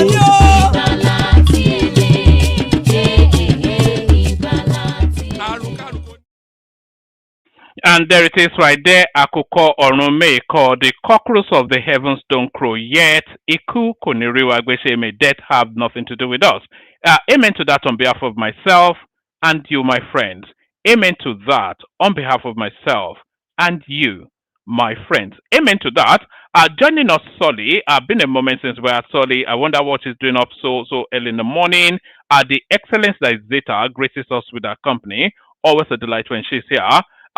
Duel of Nashville on the One Man Show. He is indeed. That's the mighty man right there. And the super brain that is Baba T. Yes, he comes under a different name. So there it is. Still plenty of spaces. Anybody that wants to hop on. Good to have you, lady and gentlemen. Let's kick it off, start it off. Let's do a whiz round 5-7 minutes monologue, and then we open it up to the conversation. So the 5 minutes monologue actually is just a free flow. So you don't necessarily have to speak to the topics. Just 5 minutes just to document yourself. And then we start to, because and I think that's going to be the format going forward. So if we have sufficient enough people, we do short bursts and then long scripts. So the first short burst from Solly, you're a first. Kilonchele. Solly. Otiasone, you were in the private chat just now. I saw you battling it out with Somalians. I was quite impressed. I listened for a long time, just you duking it out with those Somalians. You really you can be clever when you want to be. So I don't know why you're always dumb most of the time. You don't have to be dumb now if you have the capacity to be clever. I was super impressed as I was listening. Sorry. One man, you are only impressed because it is not a topic that you have interest in. Let's say you had your opposing views. You say that my arguments were dumb. Just like you said now, because we have no, your arguments on that platform, you were the best speaker there, and a lot of them were high functioning people, and you were the best speaker there. Just in terms of the robustness of your argument, the sincerity of it, the fact based logic that you were, it was just I was super impressed. I said, is this not the Solid that is usually talking nonsense? But what was that? Who was that guy you were talking? Chris what? Chris, who was that guy? The American one that got on a live, as you call it now. Yes, Charlie Kirk. Charlie Kirk, yeah. That's what you were discussing, wasn't it? And yes. And then you pivoted it to racism. Yes. Yeah. Oh, all right. Give us 5 minutes. Yeah, you could talk about that or anything else. Just give us about 5 minutes opening remarks. Yeah. So that Charlie Kirk, I used to see his arguments. I never really paid attention to him. He didn't really catch my interest. However, one time I just said, let me listen to him. And one of the first few things I said, he lied. He lied about Black people. And what he does is he uses that to gain a lot of following. And he brought up fake statistics. I, ignored it, right? Because obviously it's a lie. But I didn't know how these white people take all this kind of lies so serious and believe it. Here in Europe, I was hearing those fake statistics. I was hearing it like people repeating it. You see it on comment section. I'm like, wow. So even these white people, they chose not to do their research. They chose not to check their facts. As long as it favored their narrative, they quickly grabbed onto it. You know? So I said, the implications of what this guy is doing is very serious. It's not just something that you ignore. You know? So I Sorry, can you decided be specific, please? Sorry, can you be specific about the lies that he told, please? Thank you. okay, even when he was on So, alive, sorry. Are you aware of that space, Joel? Because I only became aware when I saw Solly in debate with in some international space. Are you aware of that space? That Oh, yes, one Charlie. moment. All right. Yes, All I right. am. Joel, Okay. how are you doing? I'm doing fine, sorry. Please be specific. Let's keep it moving. Okay, so now He's my favorite commentator. I'm mourning. No, he did not like Honestly. black people at all. Oh. He used to lie about us all the time. So one of the lies that Madam Peter, we can agree on something today. I'm mourning too. I'm mourning. That guy is so intelligent. Very, very intelligent. Hey, when he oh came my to our Very. school in Madam those days, Zita, Madam Zita, let me be very honest. I like some of the things you say, but you like a lot of people that don't like black people. I've noticed that. You said like what? Israelites. Hold on. You like this Charlie Kirk guy. This Hold guy on, is a hold on, staunch hold on. racist. I didn't get what you're saying. Repeat yourself again. I notice you like a lot of people that don't like black people. That doesn't like what? Black people. Really? Yes. Ever since I've come to the panel, I always support everything you say, except for when it comes In short, he's saying you're a bit of an Aunt Sally. It's no hard feelings. I take it. You know what? I am somebody. Anyway, when it gets to my turn, I will answer you. But I am somebody who have been in a position where people of different races and creed has been part of my life. And I have seen, excuse me, I am not saying there is no racism or tribalism. But when you flog them too much, they lose weight in things that matter. And that's exactly what most black people are doing. When you flog racism a lot, you put it in everything and every corner and every situation and solutions. When it comes to things that matter, it loses its weight. So you can have your opinion about me. No hard feelings, I don't care. People do usually have opinion about me. But you see that guy that shot today? He's one of my best commentators. God forbid. I might not, hold on. I might not agree with everything he's saying. But one thing that attracts me to people is their intellect.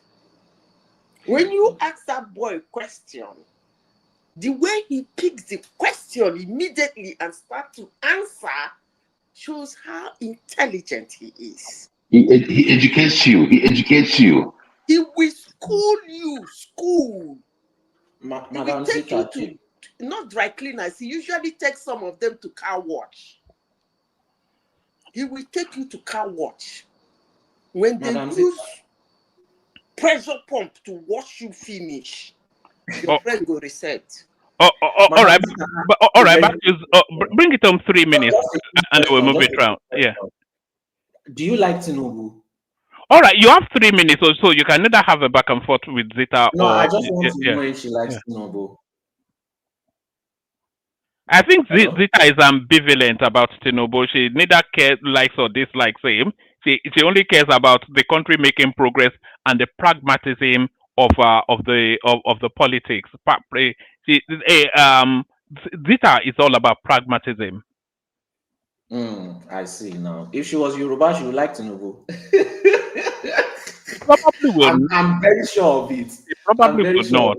You know, because I don't think she especially rates him, but she knows what's landed him in that post, and she's just hopeful that he will do the right thing. You know. One man, Yeah. I'm a black woman, so I cannot be talking about my black people.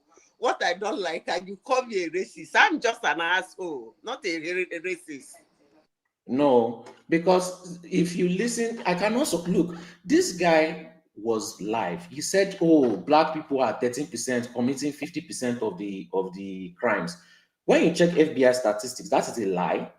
It's white people that are causing majority of. So when you say things like that, you are inciting hatred that flew all the way from America and has entered Europe. That is number one.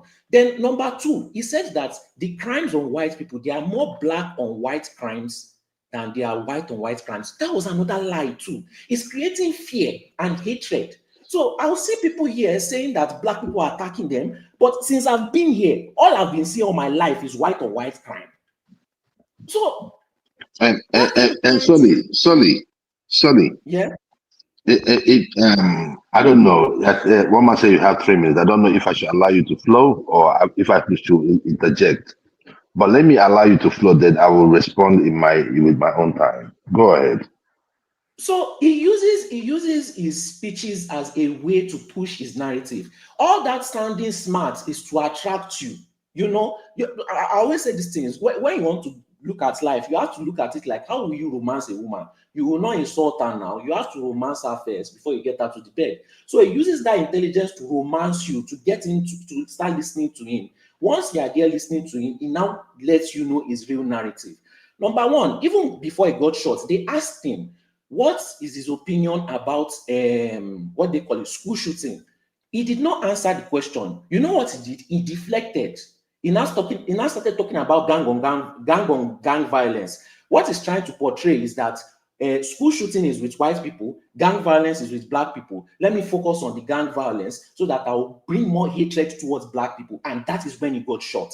This kind of person said that he wants more guns, and if people are unalived because of them allowing everybody to have guns, then he's okay with the sacrifices that can be made. And they used him as sacrifice. This guy said that empathy is a new word that was described in the new age, and they should totally remove empathy from people's lives. These are the kind of things that yeah, and you said that black people are pushing too much racism. I believe that the only reason why we are protected is because we push it too much. And these people fear, they have so much fear that if they try too much, they will be labeled as racist. Because if they don't have that fear, that possibility that they are always, it's the same stigma as when somebody, forcefully takes a girl. You If really think there's too no much fear, of if there's no repercussion for him doing it, then most people will be doing it. Most people are not as racist as they want to you, just because one more minute. Sorry, 1 more minute. Yeah. So this I can never feel any kind of empathy for all this kind of people, because I cannot even be their friend. I cannot even listen to anything, because you can try it, but the day that they have chance to get you don't want to experience them. But anyway, Shaq, is until you do.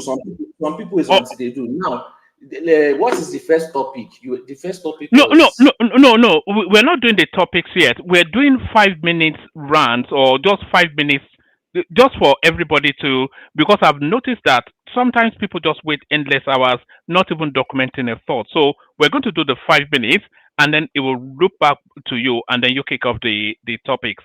So okay, let me finish on this topic. So, in my opinion, that man was a very terrible man. If that guy had political office, he would be doing way worse things to the people that he has been directing his hatred towards, and he'll keep it with a smile on his face. You don't give those kind of people power. They are coming for you. You may be enjoying what they are saying, but they will just unnecessarily come for you for no reason, just because of your skin color.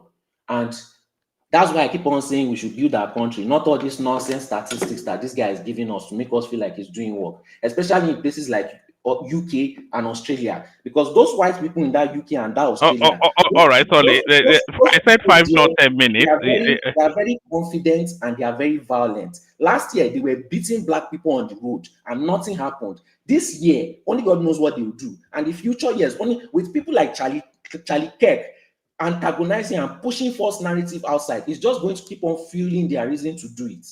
So if you like continue keep on pushing fake narrative about your country, when these people strike, especially that UK and Australia, those governments. All right, sorry.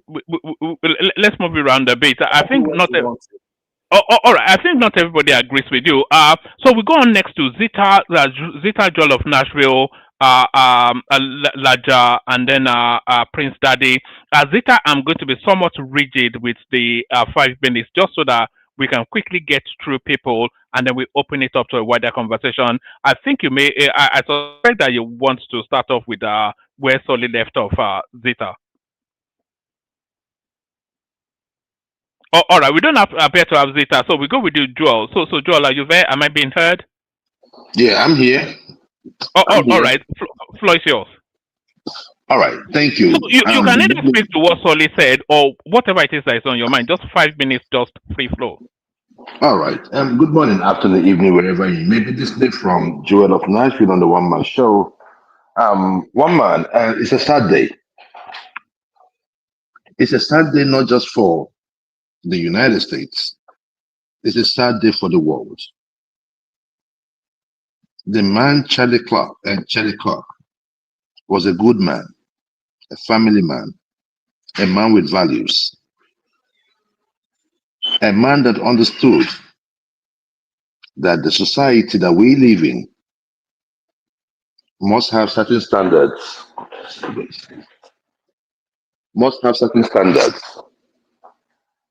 to be able to stay afloat. He was a man that believed that what is right should be, what is right, and what is wrong is wrong. When he was Sullivan mentioned about the crime statistics, he was right. Can you give us the link? Solly does not know. Hold on, please. You do not stay in the United States. Yes, but they put up their You go statistics. to, hold on, please. Hold on. Solly, please. This is not time for that. Look, when we want to do that, we just have 5 minutes. Maybe we can do that later. Let me just flow. You can post the link in the comment section. No. Please. There's no problem. We'll do all of that. But the issue there is this. There are more white crimes in the United States. But when you look at the percentage of black folks and white folks and the crime they committed, we commit more crimes. I'm a black person and I will tell you the truth. There's so many news that most of you here do not see. It was until I came to the United States that I knew that the CNN in the United States is different from the one we see in Nigeria. It's different from the one you see in Europe. Wake up every morning here, 4, 5, 8 a.m. in the morning. Go to all these local channels. You're going to see death everywhere. Shooting everywhere. It's the same thing that's happening in Chicago. And when Trump is talking about going into Chicago, people are screaming, what? No. Last weekend, 5 people. I remember 2 years ago, it was 90 people in one weekend. In a holiday weekend, I think it was Labor weekend or something. 90 shootings in one place. Go to every of these places where there is high crime rates. Go to those cities. It's run by Democrats. And the reason why is because the way and manner with which they handle crime, they catch and release, they useless policies that panders to race rather than common sense. The guy that stabbed the Ukraine lady in the train, they say, oh wow, what's going on? He had been catched and released 14 times. 14 times. And now we are hearing that the judge that even granted her the bail does not have a license. That's to tell you the rot that we have in the system. I am not going to sit out here. Sorry, Joe. They didn't say she didn't have a license, so they said she doesn't have legal training. Well, whatever it is, but one man, the thing there is that when they talk about DEI hire, it is real. When I talk about DEI hire, it is real. I've seen it, I've experienced it. You see people that are far less qualified and you just give cost, and they come here and they mess things up. It is sickening. So I want to pay my due respect to that young man. All over social media, we see the liberals celebrating, and that is fine. We all die one day. It's just a matter of time. It's just a matter of time.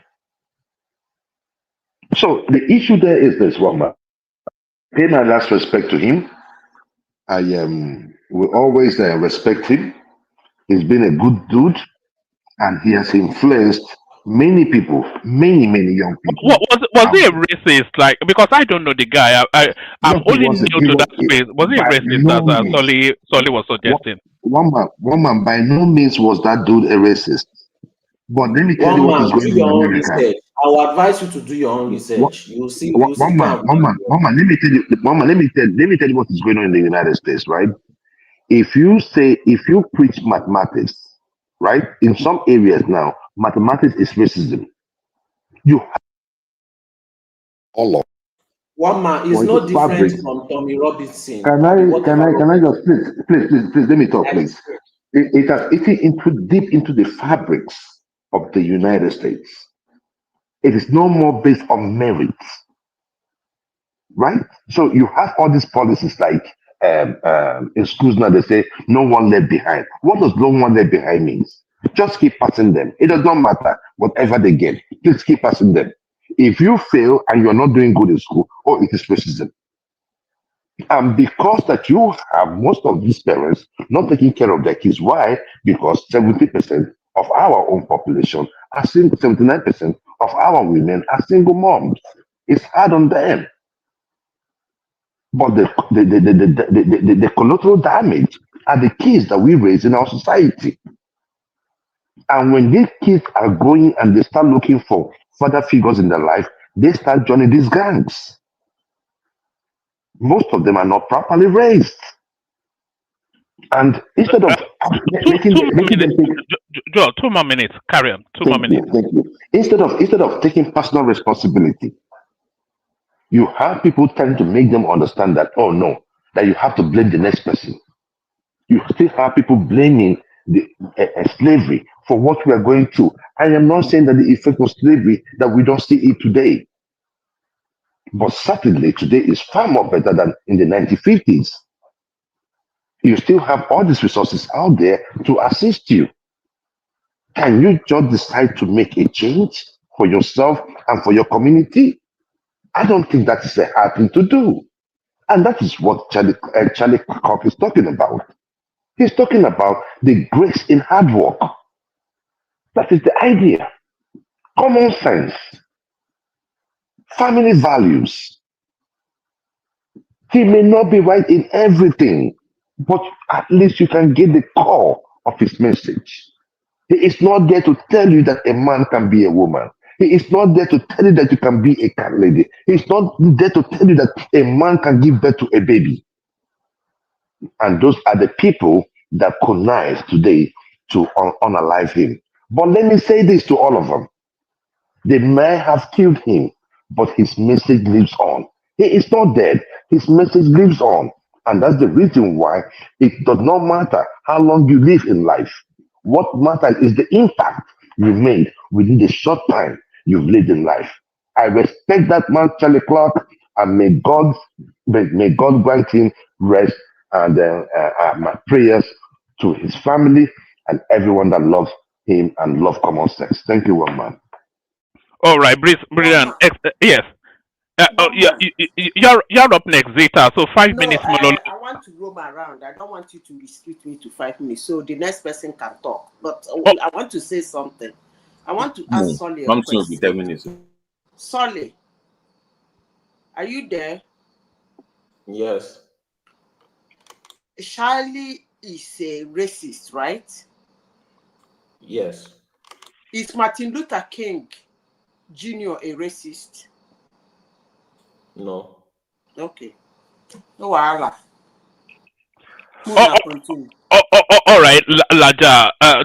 Okay, that's the name you came in under, so we'll go with that. So Laja, but so about Laja, I want people, Isha.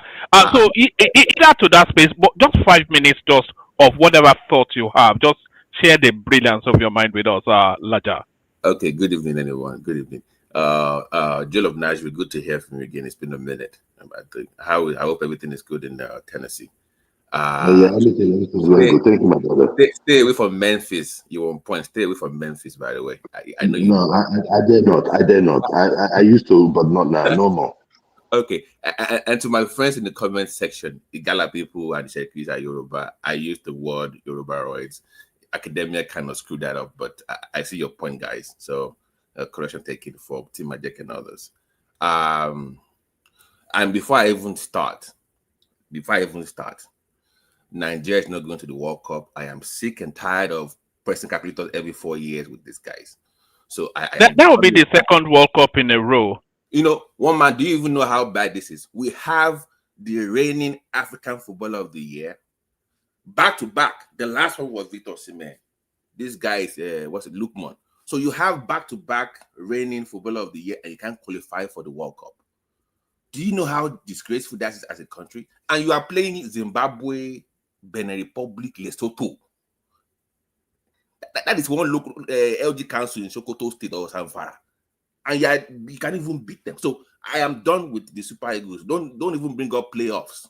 We're not going to. Do you think it's a consequence of these British players that are overwhelmed that this substandard in its people? We should be done with all this UK rejects. They can't make the team over there, then they resort to coming to play for Nigeria. You have to be good enough to play anywhere in the first place.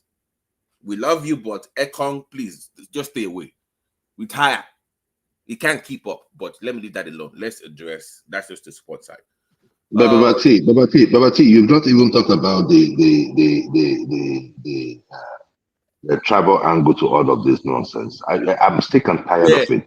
Why do they always invite Musa to the team? It is killing me. I don't get it. We still do this same thing. We've been doing this same thing for a very long time. Why did Ekon play that day? Why must we have that? I mean, I understand the concept of what do we call it again? A federal character. But please, when it comes to competition, give us our best. Abba. Oh God. And Ekon cost us the 2 goals. The young guy that came after him was better. And it cost us the last time for that draw, and it cost us again yesterday.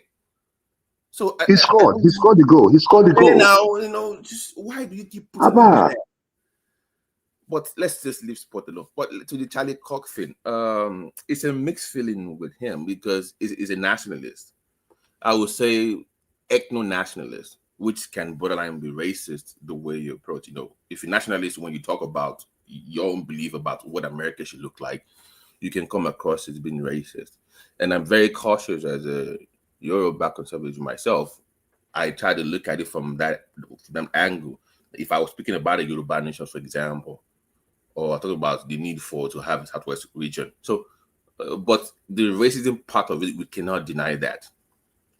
I'm conservative, but I try to remove myself from the ethno-nationalist part of that conversation where some of them don't feel comfortable with the idea of a rainbow nation, this coalition, like nation of immigrants. They struggle with that reality. The reality is America is fast becoming more browner, more darker.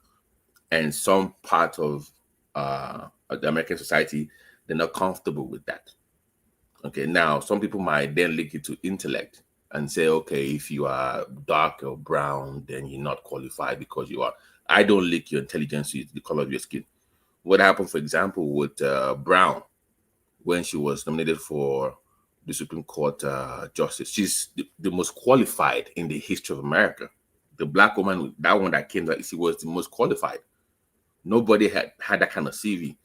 But to just say she's dumb because of the way she wrote a judgment and link it to being black is what I don't really. So that part of conservatism and nationalist debate is what I have a problem with. When the one that could not define who a woman is when she got a coochie.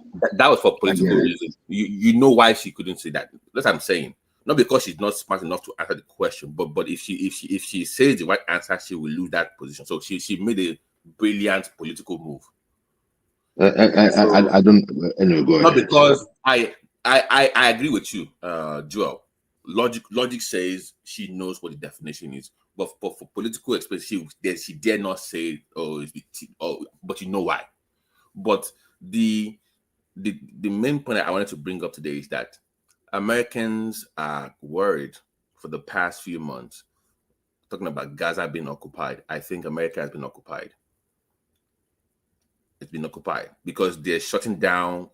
Freedom of speech in America is one of the very fundamental foundation of this country.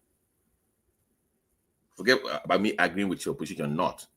Somebody being shot in the head, in the neck by a grade A level military sniper weapon. That was a high level operation, because remember they shot him exactly when they asked him that question about guns. So that was planned. So they want to shut down dissenting voices in this country, and it's very dangerous because it goes against the very American core value of the American society. America is not the UK, for God's sake, where you get locked up for tweets. We don't do that anything in America. And unfortunately, they want to scare people away from even speaking their mind. So that's my worry. That's my concern. But now you know who the narcissists are. When they were telling you that Trump was going to be the narcissist, Trump is going to be narcissist, he's going to be this. I tell you, I was telling you guys then, I said that now these people that are talking about narcissism, these are the things that they do, because I see it. If somebody can force you, I mean, when you misidentify somebody and the person is calling for your arrest or getting you fired, it means that those people are vile. You understand me? So now we know who the narcissists are. So now that the idea that if my words are not effective, I will pick up a gun. That's what we are heading to now, because I worry for retaliation and what the country is fast becoming. Back in my college days.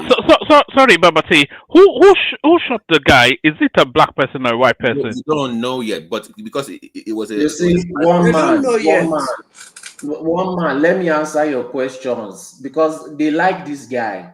This guy, it is not confirmed that they shot him because of any sexuality, anything. Nobody Those are just rumors. And they've caught the guy. It was a white guy. I'm telling you, one man, do your own research. These people like him. I don't know why they like him. I don't know how they are even able to listen to racists. Somebody that has to lie against your race and claim he has an opinion.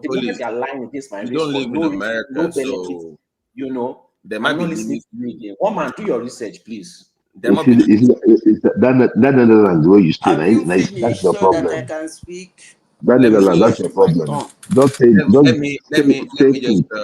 Let me wrap it up. I don't want to take your time. So maybe because some of you don't live in America, you don't know what the internal politics is fast integrating to. So maybe that's so. I will not go further now. But let me just say one thing about the topic you have on the screen, one man, and wrap it up. The OB of Lagos thing. I read that they locked the 3 or 4 people up today, one man, right? They were picked up by, I was reading a tweet that the police department in Lagos locked them up. And I would like to know why the reason behind why they try to do that in the light of what is recently happening. Okay. Are you querying why they wanted to declare why he wanted to install himself the OB of Lagos, or why they locked him up? I'm saying that even if I want to do that, with what has happened in Ghana recently and like the other countries, might not do that now. So I want to know why. If that was that plan ahead, or what was the reasoning behind this crowning and building kingdoms and stuff. Can I ask you a question? Go ahead now. Okay, I notice a lot of you are concerned, maybe you are bothered or a bit uncomfortable If this guy wants to be an Obi in Lagos, in fact, if he wants to be an Igbo king, what is the problem? You I guys don't fought have. a war. No, please let me finish. You guys fought a war to keep them in Nigeria. Lagos is a melting pot. They have access to everywhere in Nigeria to do whatever they please. If you want to go to the east to become a king, nobody is stopping you. So what is the problem? You don't want to give them Biafra. You fought and did a whole war to keep them in Nigeria, and now you're coming to complain that they want to be. If they want to be, so what? So what? You force them to be in Nigeria. So Why complain? So what's the question again? Why am I? My Okay. question is, what's Okay, so let me respond to the. So let me respond. Can I because respond? it seems that it concerns you why they wanted Are to do you it. done with the question? Can I respond to the question, or you want to keep Yes, going? please. Oh, good. Yes. What is the question? So just this ranting. Here's No, the the question is what is the Why problem? are you concerned? Why are you exactly. concerned? So Don't you have the right to say it? All right, you Why are made you the point. acting like it's something Thank you, Can I respond, or thank you, is Solly. right? I don't know. Solly, yeah. Back to you. Yeah. Okay, so the Nigerian constitution puts the power when it comes to traditional issues in the hands of the state and local government councils, right? So they are the ones that can officially proclaim somebody this and that by our constitution. When anybody goes somewhere else, so in Lagos, for example, you will see Sanki Fulani, they always clarify. If I go anywhere and I want to become a king over there, I will say Yoruba king of Sokoto, Yoruba king of that. Then Fulani will say Senki of Abeokuta, Senki Fulani of this. But you always have to put that your tribe in front of your title. So if he has said Obi, sorry.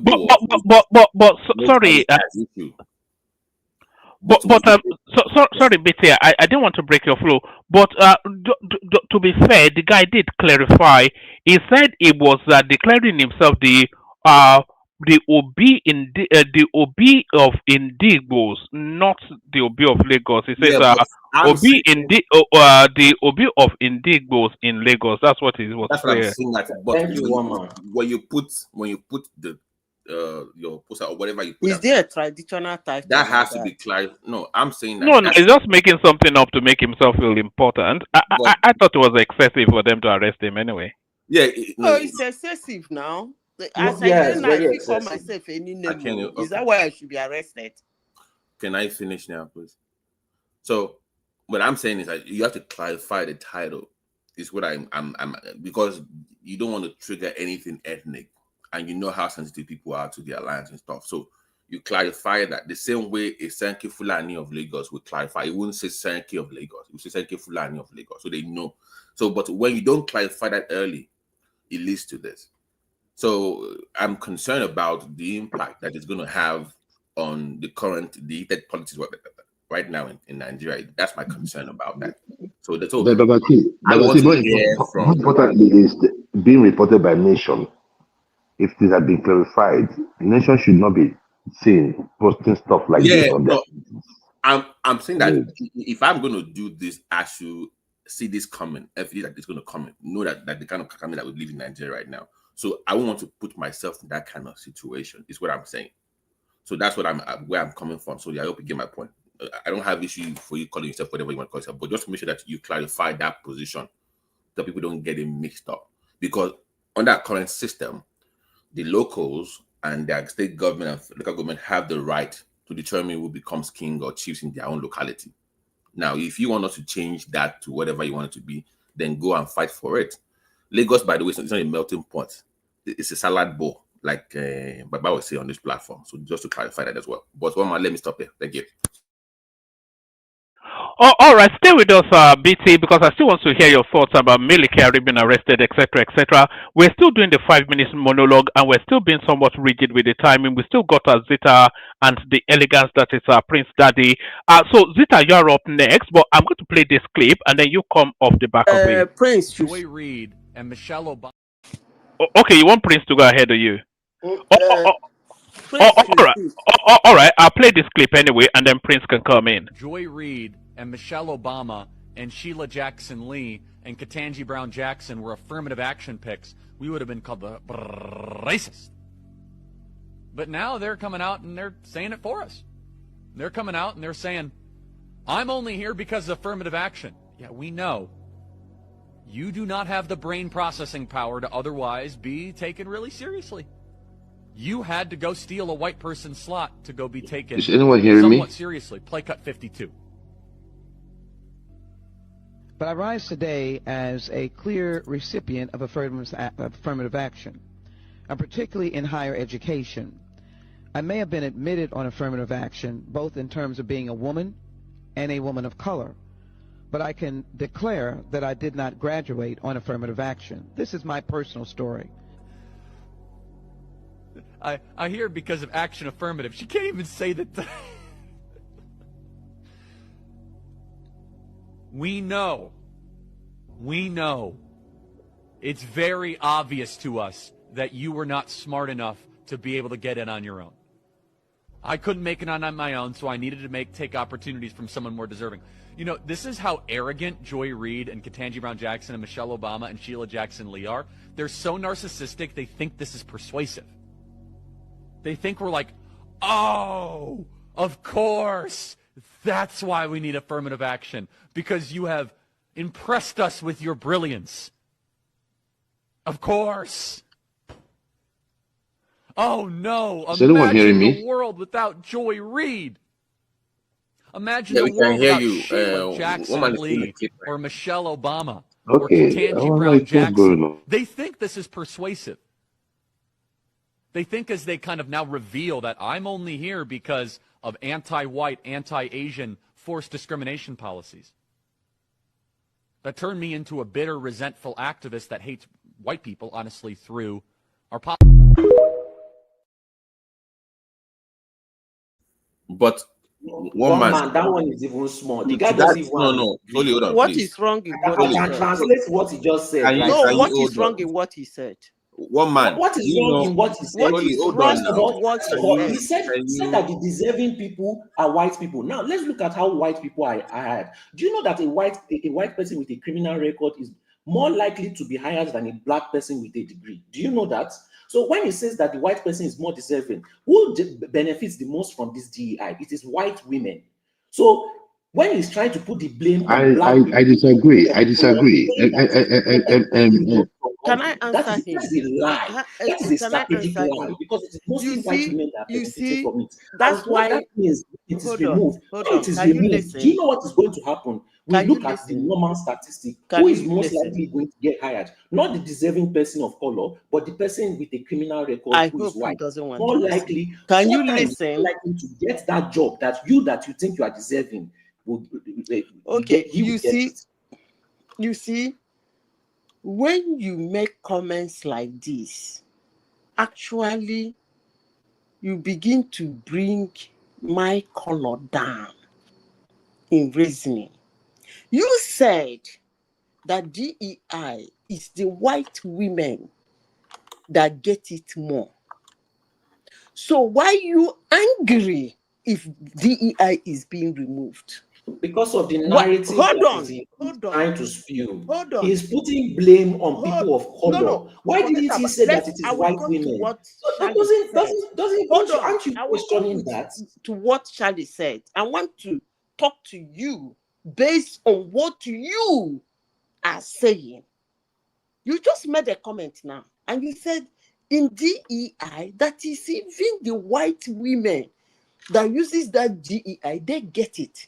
So why are you, a black person, when DEI is being removed or being countered, you be the one to get angry?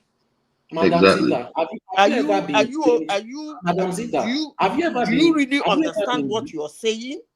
Okay, I'm trying to explain. Man. Have you ever No, so sorry. You believe that you believe that DI is bad, right? You believe that DI is bad. Madam Zita, have you ever been blamed for something that you did not do? Is that what? Have you ever been blamed for something that you did not do? Everybody get blamed sometimes in life for what. And how did that make you feel?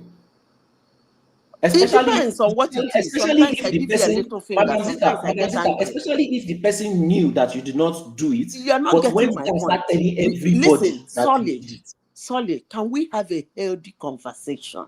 No, I'm asking you. Let's You put this scenario. said- Let's put it in your scenario. that DEI is the white women that gain that DEI. They enjoy it most. They are the ones that it benefits. And then I ask you, if that is so, why is it that when it is removed, you, the black one, be the one to get angry instead of you to celebrate it? It is not about, I never complained about it being removed. I said the narrative this person is spewing, it is strategic wording. When he mentioned, please, you asked me a question, let me answer. And I tried to use an example of you because it seems like you are refusing to understand. Not that you don't understand, you are refusing it. So I'm going to try and explain it. When he was talking about the DEI, he knew the people that are benefiting from it. However, when he was talking about people that are deserving it, he worded white people. When he was talking about people taking the jobs away from white people, he worded people of color. That is strategic. That builds hatred. He's planting seeds of hatred. When these jobless white people are thinking of who is taking their job, they are not thinking of white women. They are thinking of people. Even know the argument. They're thinking, please, let me answer your question. I don't understand your argument. Please, let me just finish. Let me finish. Sorry, you don't know nothing about this country. You stay in Netherlands. You don't know nothing. Excuse me. You don't know nothing. All this is you're saying. You don't know nothing about what's going on here. I'm actually finding it difficult discussing with you because you just had a black woman saying she got hired by DEI. Okay. You heard her. Okay. Although she's at the end, she's saying, well, I graduated without being an DEI, whatever that means. I don't understand. Because if you enter a university, it's either you graduate or you don't graduate. So the most important thing is the higher. Hold on, let me finish. The most important thing is the admission. After the admission, every other thing is left for you to do. It's either you graduate or you don't graduate. So for her to boldly come in, you know, when you people say all these things, I begin to wonder, are you okay? You come boldly. I now begin to see why Black Americans have to problems say with that, you guys. No, I'm not talking about you. I'm making a general statement for somebody coming boldly to say she was hired about DEI. That's the same thing the one called Crockett in the Congress is saying. She said she got her job. They asked her a question. She didn't answer. She just told the person, you have to hire me because I'm black. And when you say that thing, they say you are being hired by DEI. You get angry. I don't understand Madam Zita. So why are you angry? Madam You Zita, said it by yourself. So why are you angry? Madam Zita, I'll give you another example. When there was COVID, Trump kept calling it the Chinese virus. What happened to Asians during that period? Asians started getting attacked. This is strategic narrative. They got attacked so much that they had to put Asian hate law. When these people started war in Europe, they did not start it by saying, oh, one day we hate SJWs, right? It was little strategic wordings. I studied this history in university. Little strategic wordings. And when you check the whole European history, this is how they do it. This is how they push their narrative just before they make their attack. And once they make their attack, they will never do anything. Once it's done, you will never get they will never get any repercussion because they've put the narrative out there to defend their next action. These people are intelligent. They are superior when it comes to PR. And they are very strategic with their wording. And I've tried to give you multiple examples. Can I come in now? You are choosing not to excuse me, let me be very blunt. Hold on. Let me be very blunt. Hold on, Zita. As Prince Daddy had the floor, Prince, are you there? All right, carry on, Zita. So, no, I called you, but we were doing 5 minutes monologues. So you come after Zita. I think Zita, are you ready? Let him go ahead. I just want to roam today.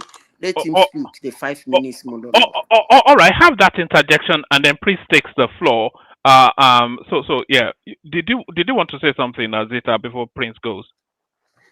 If you continue, I will talk later. All right, Prince, the floor is yours. We were just doing 5 minutes, just opening free, just like a freewheeling sort of a thing, and then we've ended up on this Charlie Kirk sort of a thing that seems to be agitating the Americans and Solly as well. So floor is yours. 5 minutes, just monologue. Prince. Yeah, thanks for my. Can you hear me? Am I clear?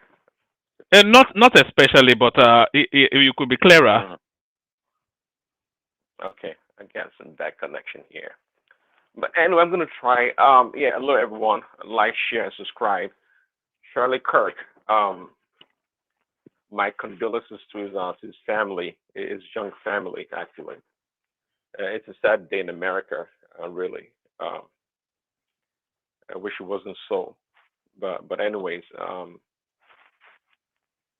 yeah, it's really sad. Um, but overall, Charlie Kirk is it's a young man, still in his thirties. Just like Marissa said, and Joel is a really smart dude, smart guy. Um, we are in a new age in America whereby we trying to blur the line between black and white, or what a black person can say, or what a white person can say or cannot say.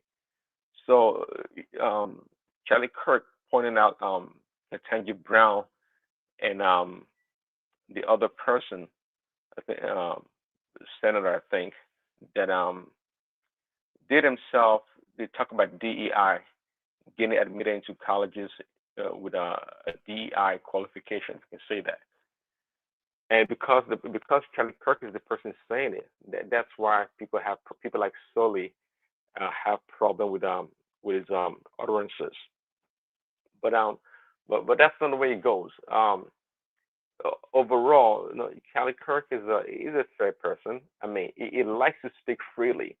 The notion that you don't live here in America, but you've drawn a conclusion based on what you see on the internet that is a racist the way he talks. No, Sully, just like you had told you don't live here. There are so many nuances in this country. Just like I don't live in the Netherlands, and there are a lot of things that if I came there, I would not really understand the culture as you do. So the same thing. It's the same thing here in America. So it's not being a racist. It's a free person. It's an American, just like any other black person here. Go on the liberal networks or national televisions. You see black people talking freely. They can talk about white people, talk about anybody, and nobody called them racist.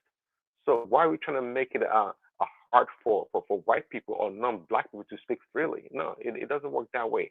I'm not saying use the N word or actually use any racial epithet to describe anyone. He speaks the truth. The truth may hurt, but that's the way he speaks, and he tries to be frank as much as possible.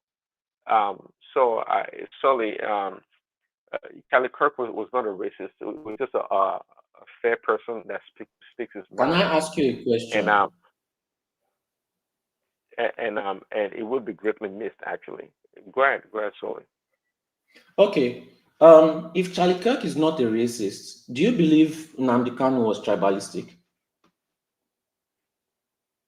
Well, that's incontrovertible. I mean, in Nnamdi No. Kanu, Do you believe Nnamdi Kanu was tribalistic? It's a yes or no question. Yes, based on what it says. Okay, but what if Nnamdi Kanu was Hold on, just let me speaking? qualify that. Actually, let me Nnamdi Kanu qualify was that. just speaking his mind. Nnamdi Kanu was just trying to speak freely. Why? Let's go that way now. If you ask me, I don't believe Nnamdi Kanu was hold on. tribalistic. He was just speaking freely. Nnamdi Kanu was, if you ask me truly, deep down in Nnamdi Kanu's heart, I don't believe he's a tribalist. Actually, I don't believe that guy.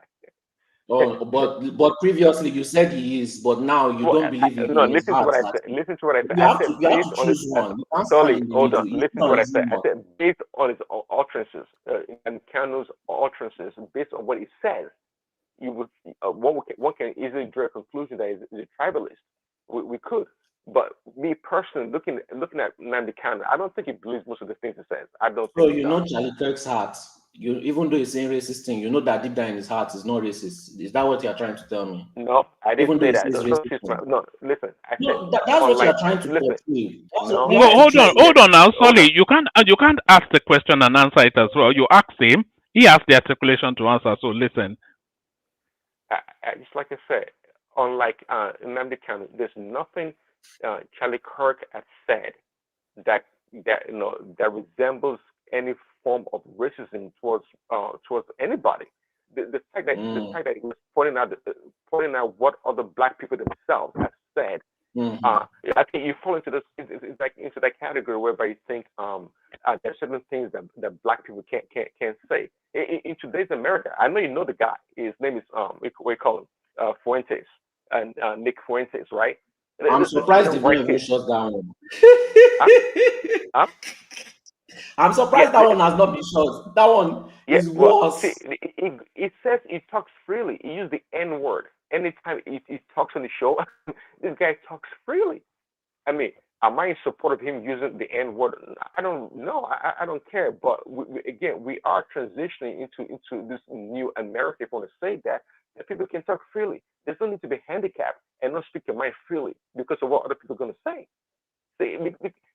When people are me, unlike many black people, I think, maybe yourself included, when people talk to me frankly and tell me things that may not be the good thing about me or things that hurt, I kind of appreciate it, actually. I genuinely do. So it's kind of hard for me to look at Charlie Kirk and other people like himself and say, oh, because you're talking about black people, this and that, you're talking about DEI and this and that means you're racist. That's stupidity. Of course it's not racist. It's not. I like being challenged. I like people saying the truth. No matter how it hurts, it's just the truth. That's just the way it goes. Yes. So again, Charlie was a fine person. Was a fine man. Of course. Are you telling me that Charlie is perfect? Of course he's not perfect. Who is perfect? Nobody's perfect. Not Trump, not Charlie, not anyone. He has his own flaws too, but he has a platform, and I think it is done very well, utilizing that platform to engage a lot of young people in America, especially in the colleges where it was killed today. And that's what it is. I mean, I don't want to go into divert, to try to profile the person that may have done this a horrific crime. But we live in America. See, in this America, when we have differences, people can, because you disagree with somebody's view or policy or politics, you have to kill that person. I mean, see where we are descending to here. It's the so-called Western world, developed world. I mean, listen. If there are so many other people in America that have come out blatantly and use racial words to describe black people, and they're still alive. Charlie Kirk doesn't come anything close to those people. He doesn't. He likes to challenge, the status quo in a lot of ways as established by the liberal world. That's what he does, and it doesn't make him a racist or anything bad. It's just a sad day. It's really sad. But anyway, Madam Zita can take over. Thank you. Can I explain something? When someone has the chance, and let's forget this racism thing. Prince Daddy, if you don't do something, right? Or let's say 10 people did something, right? 9 of them were white and you were one of them, right? And they started telling everybody what happened, and they are only mentioning your name, and your skin color appears to be black. You are trying to tell me that this person is mentioning only your name because he's trying to say the truth? Is that what you are trying to tell me? Because I don't understand why he's not mentioning the other 9 white people that did that same thing. But you are trying to convince me that he's just trying to say the truth. He's just trying to challenge the establishment by mentioning only your name and telling that to everybody. That's what you're trying to tell me. I'm trying to really understand. Can you give me an example of what he has said that you think is so bad? The video we just watched. Based on the Let's video. go back to this. Hold on. One man, you can play any video, I saw and the video, but I I will don't know what is wrong with that interpret video. what this guy is doing. The video we just watched, he mentioned DEI. Who benefits the most from DEI? White females. When he was mentioning it, he mentioned that the people taking from DEI are taking white male jobs. Okay, now think of it like you are a white male. You want to find out who is the person taking my jobs, especially if you're a jobless white male. right? Who is this person taking my jobs? You know what he proceeds to do? He proceeds to mention the minority of the group of people benefiting from that DI. He never mentioned the majority, not even once. And he consistently does things like this over and over and over, and everywhere he goes. Do you think he's not planting a seed of hatred in the poor, jobless, white male American towards a specific, because he's putting a target every time he mentions this thing. And these are just one of the things that he does. I'm telling you, woman, if you play any video, I will interpret. And you know, you have this disdain for these black Americans, or you don't like the way they behave. And yes, but their ancestors are the reason why you are in that country in the first place, not because of white people. You may say that they are doing fatherless babies, they are joining gangs, they are this thing, but their hard work, their generational work is the reason why you benefit. Left to white people, you will never step on that land. Left to white people, you will never be hired. And the statistics prove that. A white male with Let me tell you one thing. a criminal record, a white man, and wait, please now, a white man with a criminal record is 4 times more likely to get a job than a qualified black male. You know, they're just, God. Anyway, you can continue.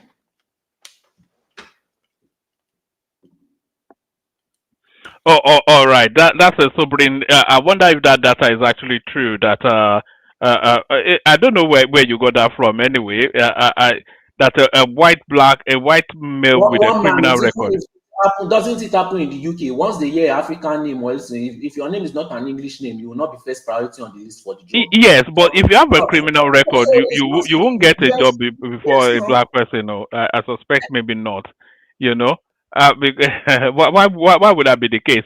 But a system that has systematically enforced racist rules. You can look at the things like redlining, and you sit down there You and see you this pretend woman. like You want me to they are speak not. now? You see this yes. thing. You see this thing this guy is saying. That has been the problem. That has been the problem. Black people keep running this. We are being marginalized. We are not being. But woman, before I start saying, it's like the retirees in the UK, in Britain now. All they do is to demonstrate. Because anytime they see people demonstrating in London or in somewhere in Britain, it's all retired old men and women, very few young people. It's like they're tired of sitting at home, so they come out every time to demonstrate. Anyway, you see this thing Solly is saying, it's been a will I call it a traditional problem with us. It's been a traditional problem. And you see, very few that stepped out of it make so much name and money and fame for themselves. Why do I say this when I talk about people like Ben Carson? And you know the annoying part of it? When they step out of it and make that name, they keep singing that rhetoric that if they don't want any other person to step out of it. Look at what he's saying, that a white person that has a criminal record gets a job. Wow.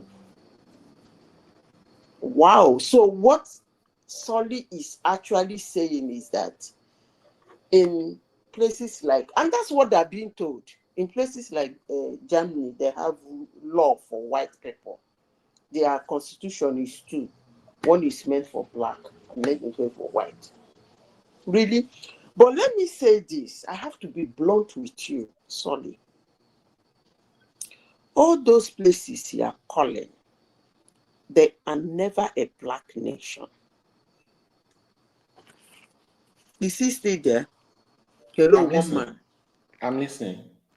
Has he dropped? I'm listening. Okay. We're all here. Okay. I want to tell you something that you will have at the back of your mind. You see, all these places you are calling and mentioning how black people are being treated. Please, have it at the back of your mind. They are not a black nation. So you cannot go to a country, even in Nigeria, we do tribalism, let alone a country that is not yours. I don't know what you want to achieve, and I don't know what you want. For you who is in another country that you take your 2 legs, only you waka go there. I don't know whether you want to be treated like the owner of the land. Can I But respond? if that is what you want, I wish you luck. Can But I if you respond? want to run it, I'm telling you this because you've been running it like there is a law separate for people of your color in the Western culture. Yes.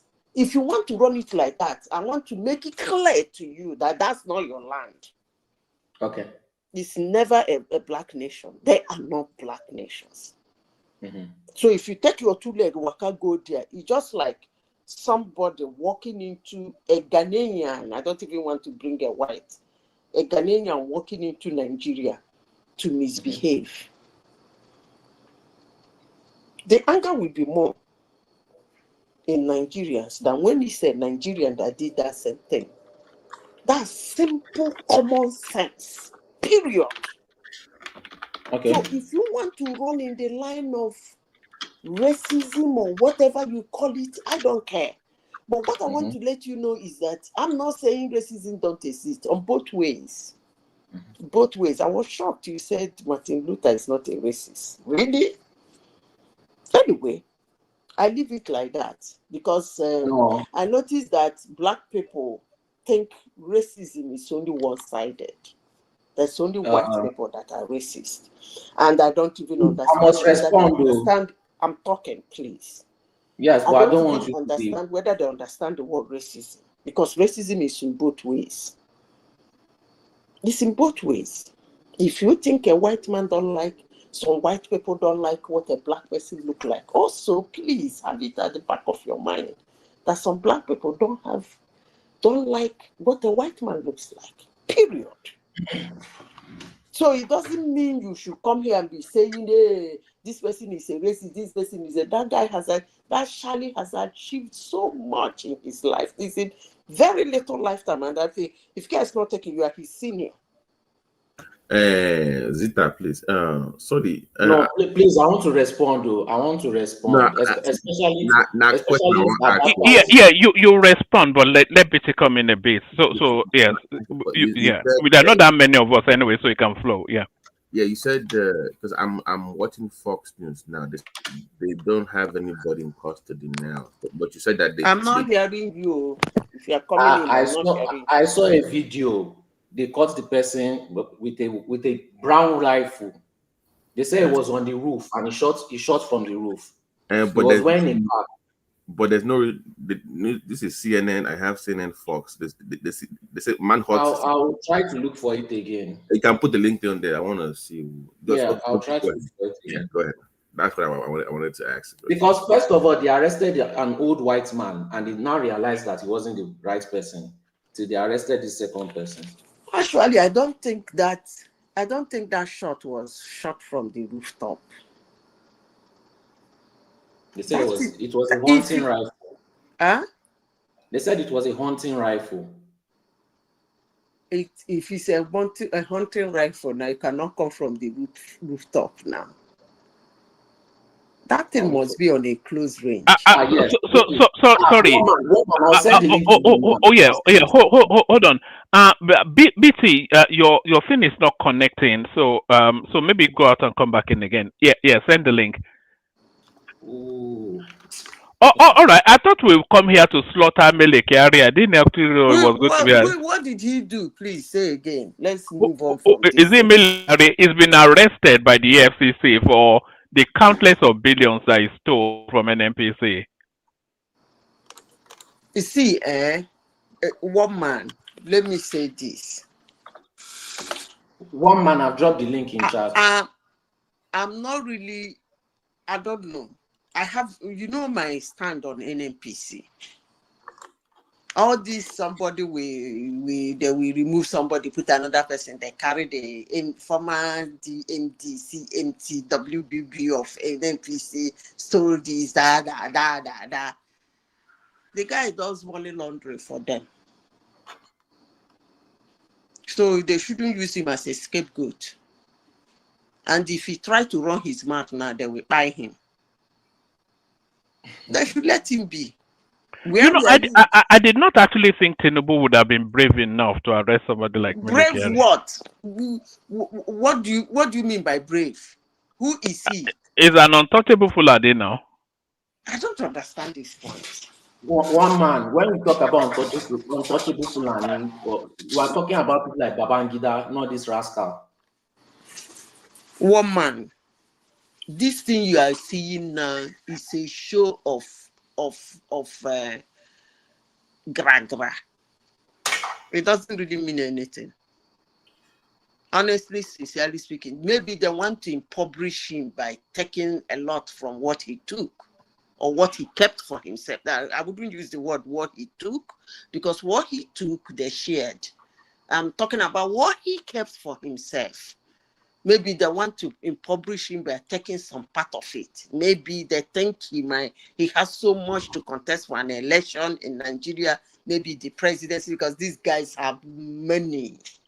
Maybe just the same thing they did to the central bank governor. Simple. Where is that one now? BT, you are still not connecting, no? Mute and unmute your mic a couple of times, BT. Mute and unmute your mic. Carry on, Prince. Oh, you're back. Yeah. Say, has any high-profile Nigerian politician ever been arrested, and they actually did anything to convict the person? The last time I heard about Yahaya Bello, right? Bello, I don't even know what was going on with this case anymore. So what do you think? Mele Kyari is not a street guy. I mean, it's a high-profile guy, well-connected. What do you think is going to happen to him? Like, this is just a charade that's going on right now, as far as I'm concerned. Are you asking me? We know. I think they're just going to shake him down for some money. I think those people. That is what they're going to do now. They stole too much, and they want to see if they can recover yes, some they of want it. to publish him. Maybe they're like, maybe this man will use this money to contest for presidency. Let's impoverish him. The same thing they did to Enefulefu. Is that not the same thing? Where is Enefulefu? Did they put him inside the prison? Do you know what I think is next? If it's towards what you guys are saying about opposition, it might be the former AG. Abubakar Malami. That guy is loaded, so they need to empty his purse as well. So it might be yes. Because he is going to be the funder of the ADC, so they need to He has the resources, so it might be next on the list. Who? Abubakar Malami. He said he's the what? No, BT was suggesting that he might well be. In fact, I thought they would have picked him up alongside Emefiele back in those days. But BT was suggesting that he may well be the next on the list to be picked up by the FCC. See, that ADC, they have two problems. They cannot. I am not seeing anybody in that ADC that can open his vault. Somebody has to open his vault for that ADC to run. When I mean open the vault, you open the vault. As they ask you for money, they dish and out. Madam Zita, sorry. Why would they open their vault when even most of them have not picked up the party registration card? That means they are not sure. And if you are money bag, you are looking at all of them. Nobody really registered. Is the registration? Is it late? It's not late. It's not late, but at the same time, they are not showing some form of seriousness. You have been on it for 2 to 3 months. Why do I put my money there? Is the party registered? The party is registered. No, the party has been registered for a long time. It's been a party in Nigeria. But Chief Remy, GRV said that he got Obi's permission to join the ADC. I'm just going to put that in. But GRV has joined now. Who? No, he said that he made Obi aware that he's planning to join. I don't think he has officially joined yet. But at least he has officially joined now. He has joined now. Okay. Can I ask you people a question? Who do you think will be their presidential candidate? But that means Obi is in. Huh? No. Atiku. It's Atiku. It's in principle, Obi already agreed. I thought they said he's stepping down for Obi. Obi already agreed that Atiku. Remy has a good point, because if GRV is seeking approval from Obi to join ADC, that means Obi is already agreed to be a VP to Atiku then. He already agreed, but the problem is that he doesn't know how to communicate it to his people. He's confused. So that's okay. He's going to be the vice president. Yes, I think he will come out last minute so that his people will not have choice. That's the best strategy. That is it. And people already know what's going to happen. So I would love to hear from Jill of Nashville. That would be interesting to hear from. Let me say this. If I talk a lot of rubbish. If you are doing your political calculation based on the last result, then you are an idiot. But they don't know now. If they don't know, the so-called ADC they are doing is that they are going to get the same vote Atiku got, and then they will get the same vote Obi got, and when they join them together, then Tinubu will still get the same vote he got, and they will win Tinubu. That is the dumbest thing anybody can do. What kind of political calculation is that? Wow. If Peter Obi stands alone, he would defeat Atiku. If Atiku goes on the ballot on ADC and Peter Obi stands alone on a different party, he would defeat Atiku. Where did you get that one from? Hold on. Sorry. Hold on now. Atiku's votes are PDP votes. All those votes that Atiku got in the last cycle of elections, those were a lot of those votes were as a result of the efforts of the PDP governors in their individual states, the PDP structure. So a good 70% of his votes is attributable to that. So the only votes that he will carry are his personal votes, which are not up to a million, and ethno-religious votes, which will not be more than up to 1 million. But OP will sweep still the southeast, and he'll still get all those Christian beats, So Obi will do better. Obi will probably come second if he stands alone. Let me tell you something. Put it down. You see the 2027 election, Atiku is going to run as Atiku. If he's coming out, let me explain what I mean by he's going to run as Atiku. He's going to run as Atiku, and we will see his political clout. Because when Atiku used to run in a no party, nobody knew he even contested for election. He became, outside of being the vice president, he has contested in small parties, and Nigerians didn't even know that he did primaries, let alone being in the ballot.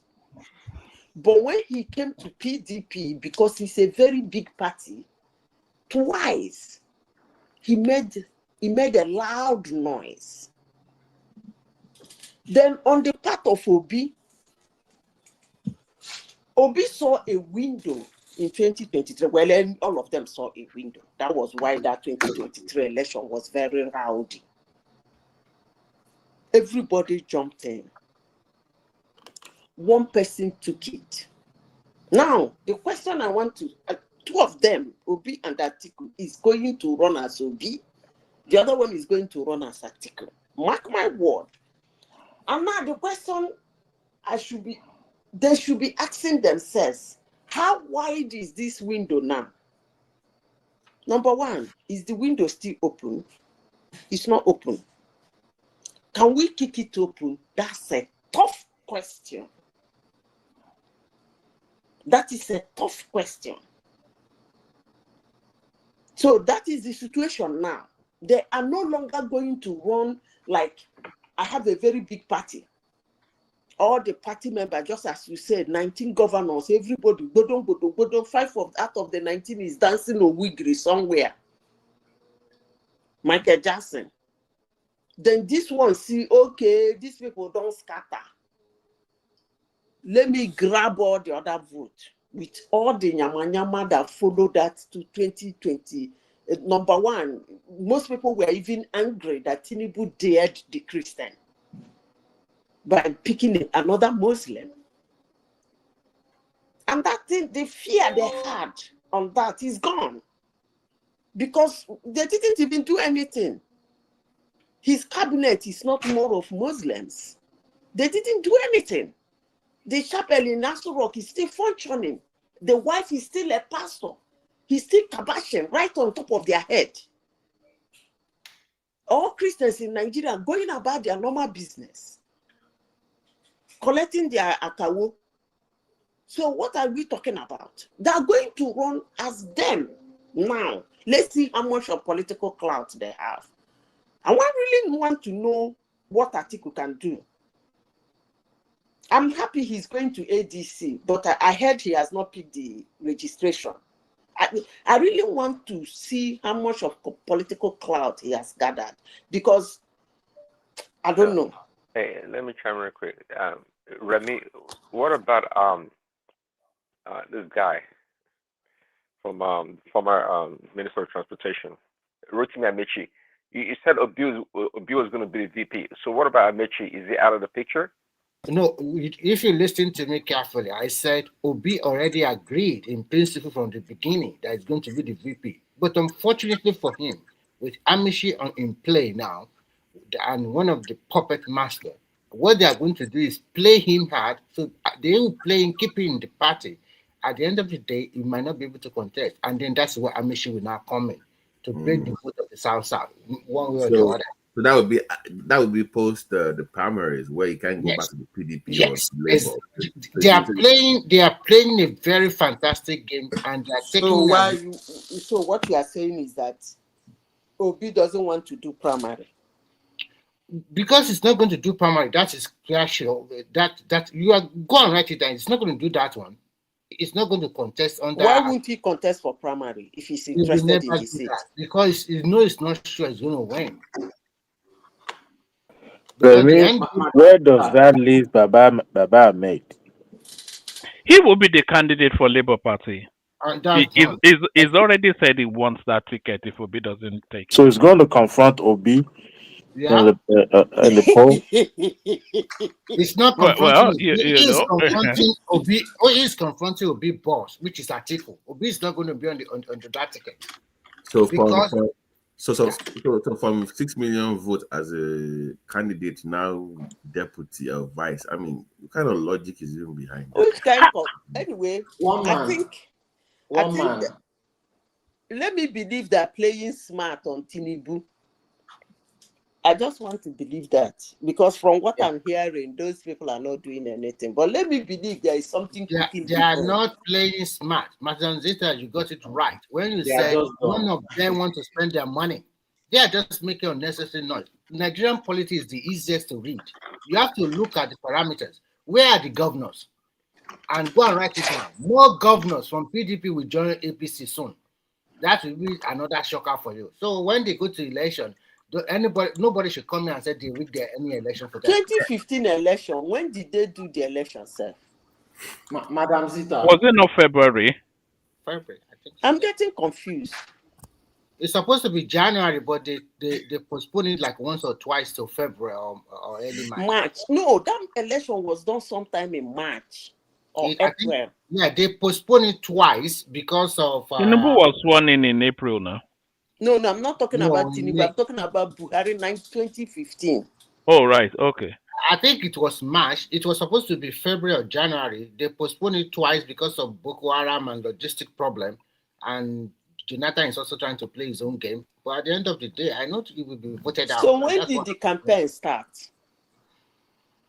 I forgot, but the campaign started when INEC said they should That's start. September 2014. But they already know from day one that Buhari is going to be their presidential candidate. There's no infighting about that. And they went around. But no, they didn't hand him over. There was a primary.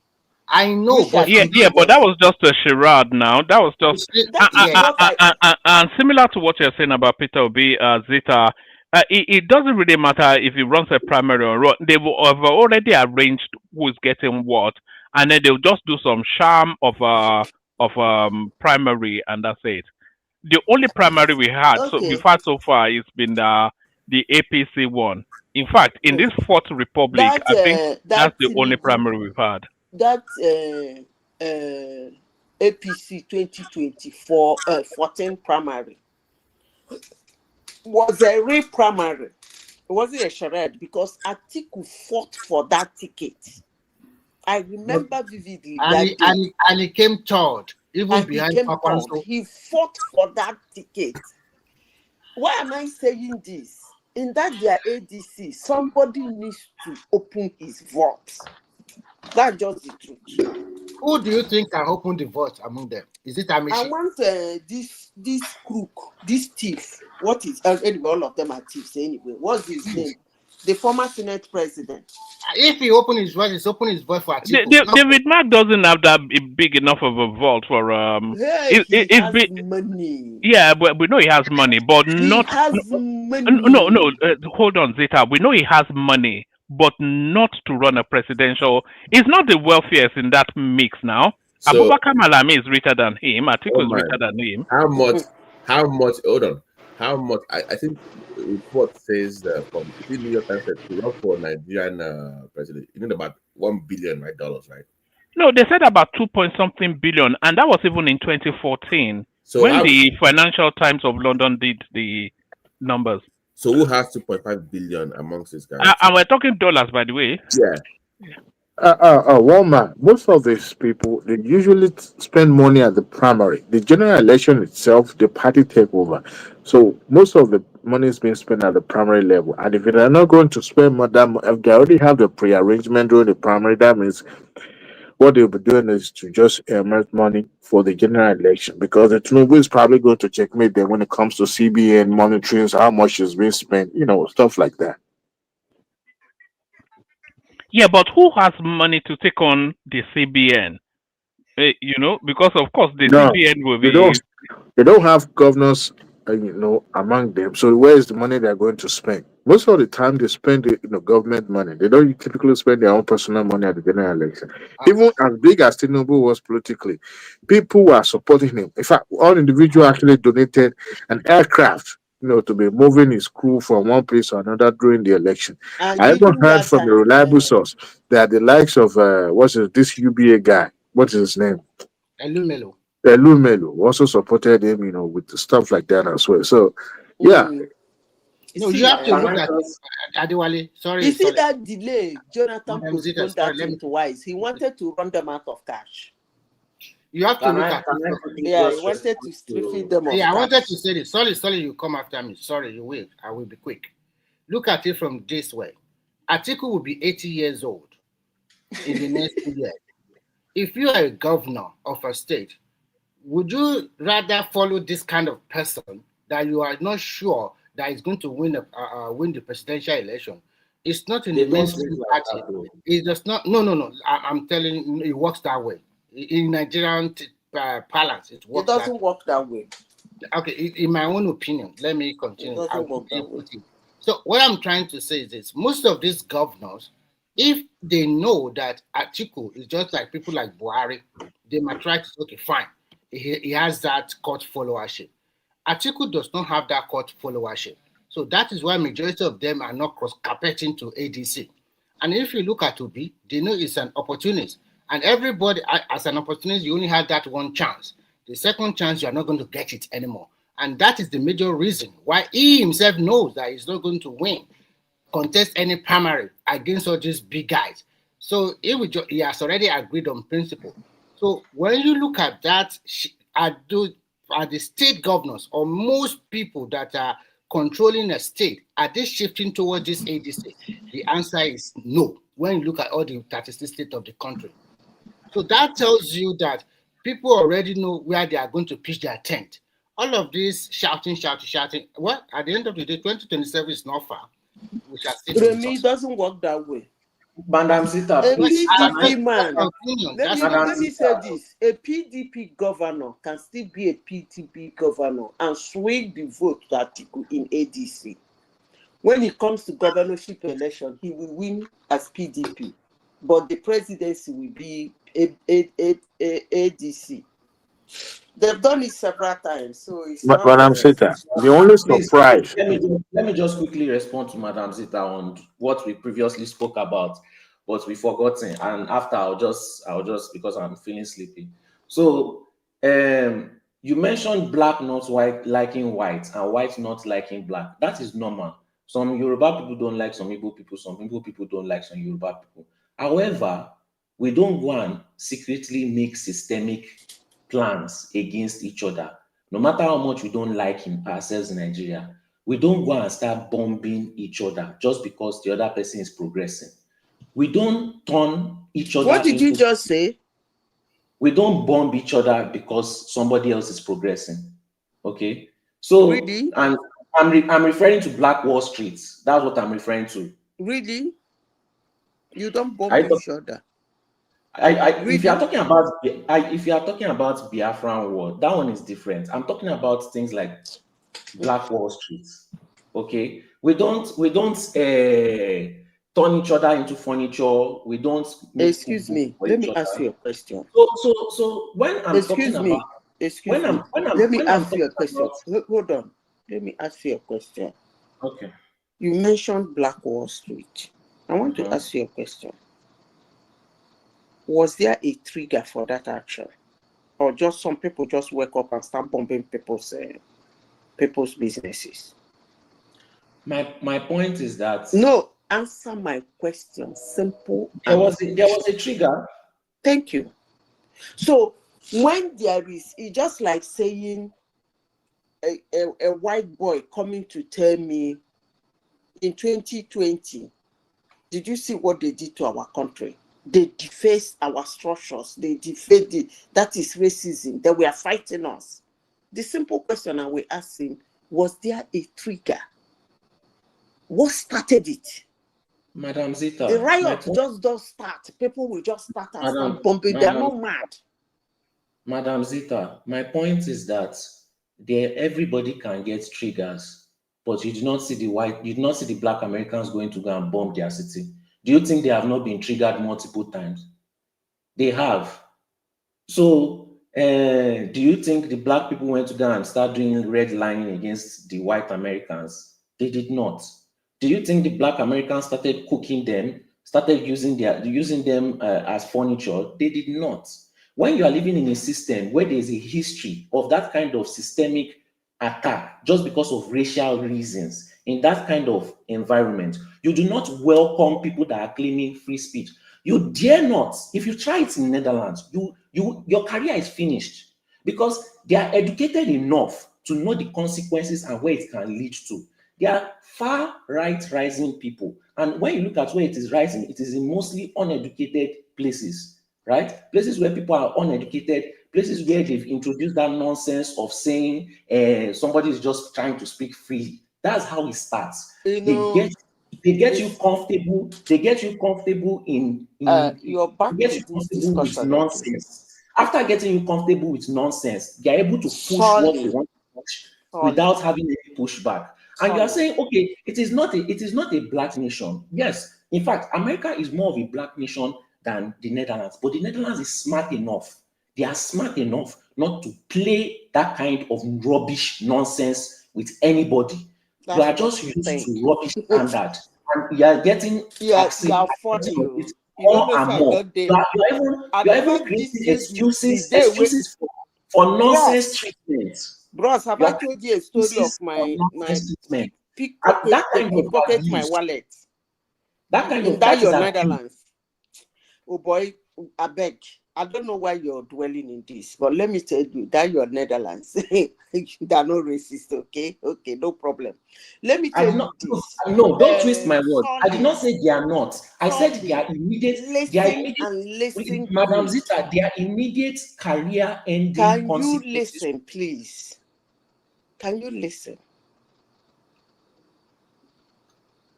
But I really please don't. I really listen. I do. I really please don't don't twist like. my words. I never said they are not racist here. I really don't like people complaining in a place they tolerate. The good thing about black people is that they have a whole continent to themselves. As I said before, let me repeat it again. You don't like it, leave it. Get the hell out of the place. Period. Why would I? When I can report it, listen to get me. the I person don't want punished us to and be get going financial on this gain. thing. Why would I? I don't want us to be going around Oh, because I all right. noticed that you choose who to call a racist and who not to call a racist. It doesn't work like that for me. Well, But the only thing I'm telling the you law is going to that punish the person. All right, you don't Sully. like it, leave it. Please Maybe get the the law hell is out of too the harsh. place and go to Africa. All right, Sully. We must move on. I thought we'd already gone past that topic. And the law financially rewards me for it. Maybe the law has more common sense to know what is right and wrong. If the law supports me on who I choose it is all the time, and I get financially rewarded for it, maybe the law has common sense. Maybe that's how it's supposed to be. Instead of getting conditioned to rubbish. Somebody saying they are speaking freely, they are saying nigga, and you are along Obashanua. And you are creating excuses for them. You are creating excuses for them. All right. All right. Thank you, Solly. I thought we had already gone past that topic, but thank you, Solly. Nevertheless, it's the passion that brought it back. Let's move the conversation back to Nigeria. Take it in the direction of Remy, who has not had the floor. Maybe you want to go to the headline, Remy. This is Aisha Yesufu, who is saying that she's finding it somewhat difficult to stomach the idea of Peter Obi fraternizing with El Rufai. But that is the nature of politics. But then, if they accept Peter Obi fraternizing with El Rufai, then they lose the moral high ground which they claim they occupy. So, what are you making of this conundrum? That to be frank, it's quite funny. There's a lot of fraudster in Nigeria. Some in religious way, some will use the what do we call Yahoo Yahoo or whatever. So many ways. This is a so-called woman using religion to deceive a lot of people that she is very sincere. Now, see what she's doing. She's trying to tell probably the obedient that no, okay, we can just accept it, go along with everybody.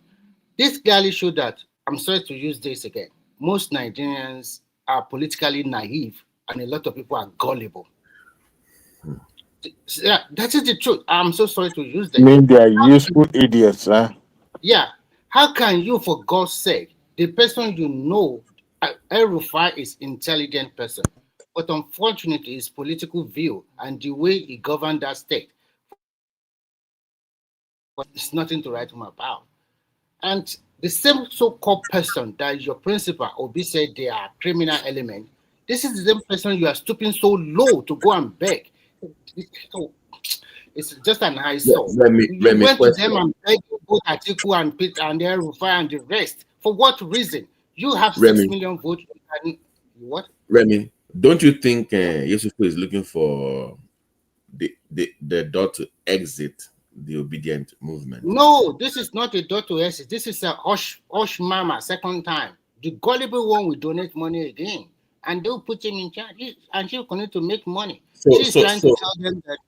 No, I know what I'm saying is that, like, so you think that Yusufu, let's say Obi comes out, Remy, and is now deputy to Atiku. How would Yusufu justify that to the obedient? Because she has What do you expect? right? She already said it now that they have to dine with the devil and everybody just to get there. So she will accept Obi as VP to Atiku. That indirectly, that's what she's trying to tell the obedient.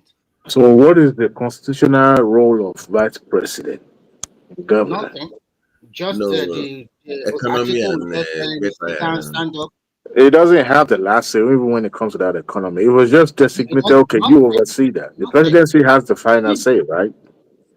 Yes. Even as a national security advisor, to me, you are more even powerful than a vice president. Because you know what is exactly going on in that country, security-wise, economic-wise, everything. You know everything. Especially with the way they have technology, using technology nowadays. So I think, to me personally, I think it clearly shows that a lot of Nigerians are gullible. Because for God's sake, even Obi himself as a presidential candidate, I don't know, no principle, no ideology, nothing. So you He don't just think a large chunk of the obedience will leave the movement if he joins Atiku? No, a lot already left. So many people have already left Obi. That is the truth. And the result will come to being in 2027. Because I've seen even so many of them on the black app that they used to support him, they have left him. They are also speaking I'm against him. saying that, Remy, do you think up to half of them will, let's say it's 6 million, right? Do you think about 3 million will leave if he joins? No. I think probably about 50% have left outside the shores of the southeast. Already? Yes. Oh, wow. Okay. But that's true now because a lot of Peter Obi's votes were special purpose votes. Then it was the Christian Muslim votes. So that's no longer. There's a lot that would not go. I don't think Peter Obi carries more than 3 million votes in actual core votes. You know. Yeah. So I think that. Yeah. Go ahead. It would be interesting to hear Rufai Hosseini's position if that ever happens, because he has to defend it, right? He has to defend it. They have started having their own house of commotion already. By the way, I saw the video. What's going on with Arise lately? They're having all this. What's going on in the house of commotion? Because they have started. It's like the bubble have come. What do you say? I think most of them have started having a house of commotion, and everybody thinks that the way Rufai Hosseini is doing, maybe sometimes it's not. They might not really like it, but because they are working together, sometimes they have to just absorb it and move on. But you get to a stage that they cannot take it anymore. So if there's a clarification on a video or a topic, that is good enough. Why should you be insisting that blah blah blah blah blah blah? Everybody knows that every country in the world there is corruption, and there is no way you can eliminate corruption 100%. So Remy? even yeah. Remy, do you think Arise was paid to support Obi? Yes, of course. That is the truth. Sometimes I wonder how much Adeleke paid for retainment with the Arise for the cheap PR they kept doing for him. This guy is the worst governors in the entire cycle. I think Obasanjo with the founder of Arise TV, maybe they are Georgia friends, and probably they are the one that promote Obi. Actually, it's Obasanjo project, that Obi of 2023. So it's Obasanjo project because they knew quite well that they thought that if they push Obi forward and with what Buhari did, that Obi has a better chance. But unfortunately, they were unable to penetrate the northeast and the northwest. So that is the major problem. Even if you put Obi forward now, are you sure Obi will get the same vote in the North Central that he got in? Because you are not going to go to them take back your country church. That one is over. So that kind of factor is not going to be in play anymore. So it's Obasanjo project, and the project is entirely against Tinubu. But unfortunately for them, they lost out. And since that time, Obasanjo, as usual, he has moved on. He does not care anymore. Because, and he knows that it's whatever that happened is Tinubu. Is he still alive? Because we are waiting, he said. Bayo, move on though. That Baba is still perpetrating evil wonder. He don't move to anywhere. Tinubu is perpetrating because Tinubu is the president. We have a lot of dozer on him already now, and Tinubu will not. It's not Buhari and it's not Jonathan. He will use it against him. he will use it. And Obasanjo being a greedy man, they will have a way to silence him. But what can he do? He cannot influence nothing. He has been in this kind You of think game. Tinubu can silence Obasanjo? He can. If he really wants, he can silence him. Are you sure? How do you silence people? It's not by Sani telling him Abacha what tried to suppress, not silenced, but he came up on top. No. It's quite unfortunate for him that time. I'm telling you that if you think any president in Nigeria, whether now or in the future, can silence that man, But what? Okay, you just let him be. What has he influenced since about 12 years ago? The only thing that he influenced, what has he influenced? Since he put Jonathan and Yaradua there, all the previous 3 elections, what has he influenced? As his candidate won, is zero. So this kind of person, you have two things. You either manage him or you just let him continue to write his letter usually, continue to write whatever you want to write. So no influence, nothing. So okay, it may not have much influence domestically. More, what about mounting pressure on the current administration in the so international arena? what kind of pressure can he mount now? I mean, he still have his reach in Let me ask you this international question. space. Though. Let me ask you this question. Before the election, before 2023 election, people were withdrawing money with their own cash. You want to take 1,000, they will take 300 naira away from you. Now the economy, all by the world rating, I said Nigerian economy is stable. External reserve have increased a lot. People are going about their normal business. The only issue that most Nigerians will talk about is that even the issue of food, the price is coming down. It's not rice is 120,000 per bag in 2024. Now it's below 70,000. Some of the local food like gari and beans and red, they are coming down. So what is it going to talk about? It being pound again? That is not the economic indices. You look at what is happening. He's also not stupid. He's also a farmer. And he exports most of his eggs to Denmark. So they can cripple him if he want to, and a 90-year-old man still like money like that, they can cripple his business too. So what is he going to talk about? Talk about insecurity. What is so special? It's not, the insecurity is not as worse as Buhari era when the farmers are, when the elders are clashing with the farmers. No, we don't have that one anymore. People go back to their farm, especially in all parts of the rest of the country, except probably you can talk about maybe in the northeast or northwest or part of north central. So what are we talking here? And people are keen to different programs of the government. People are getting money, stipend 20,000. If you go to a technical school, it's not free. So many things, so many programs that people are keen to.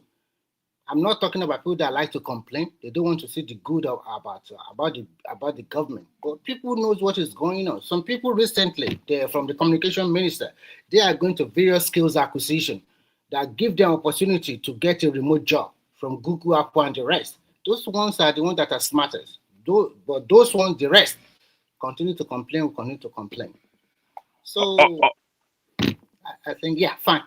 I'm done. All right, brilliant. Thank you, Remy. So thank you, Remy. I think Zita lost connection. Hopefully she's back in a moment. We go on from you, Remy, to Dewale. So Dewale, the floor is yours.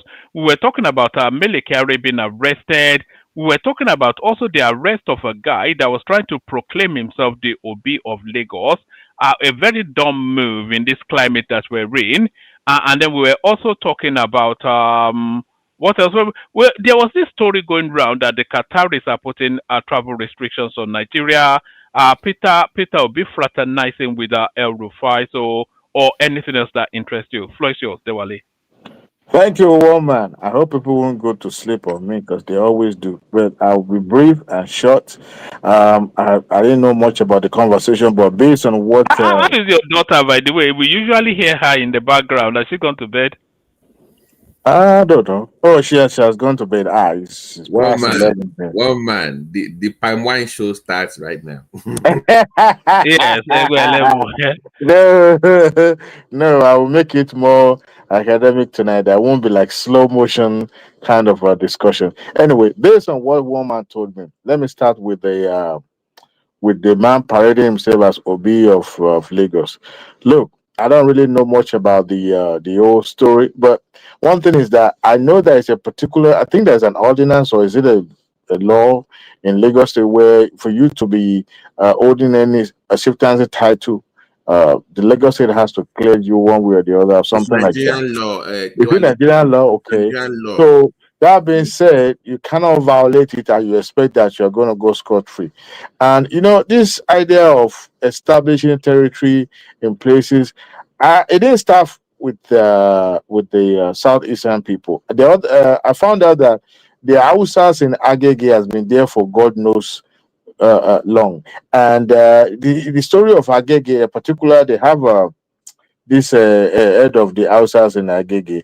Then I was told that, I mean, I learned that it wasn't even called Agege at the beginning, that it was Agege, but because they couldn't pronounce, or, because of Yoruba accent, so they started calling it Agege, and that was how the place was transformed to Agege. But whether that story was true or not, and today the Lagos state government recognizes the person that has been in the position, has been in charge of that area, for a very long time. And it's an older person as well.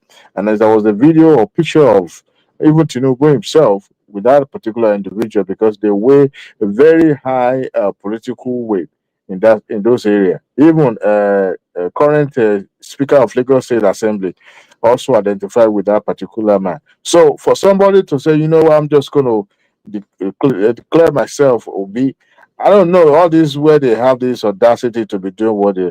These are the things that you can't do from where they come from. It doesn't even matter whether from southeast or from northwest or whatever.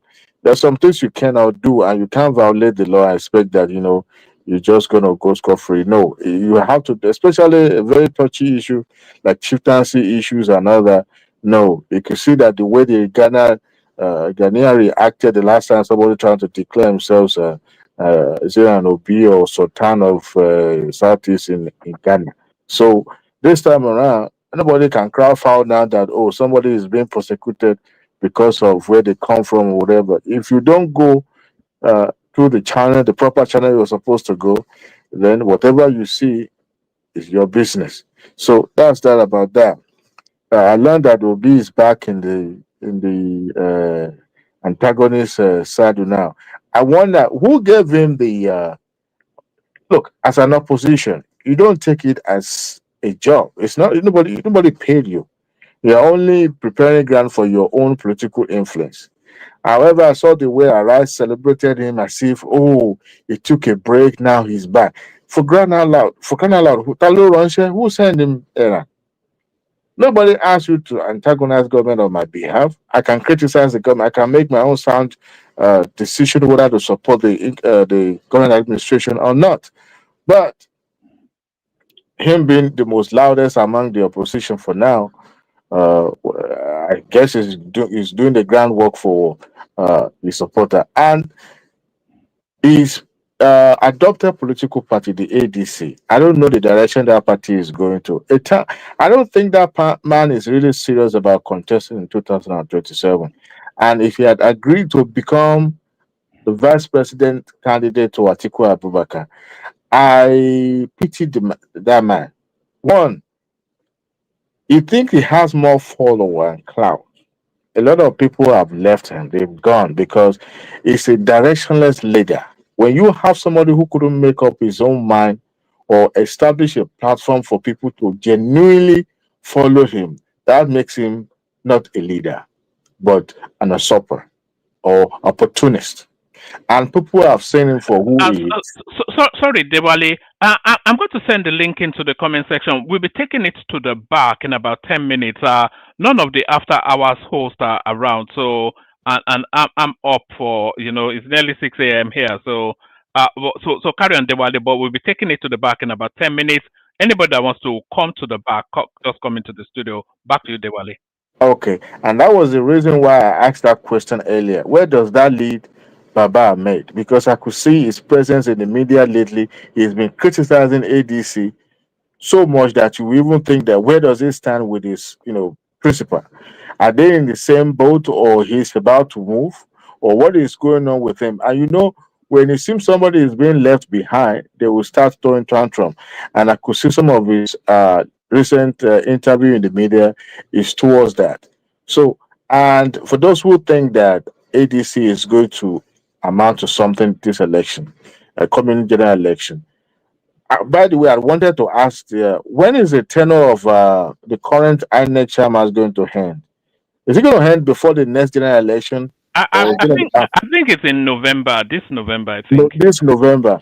Okay. Is that right, Remy? Am I right? Yeah, you are right. It's November. Yeah.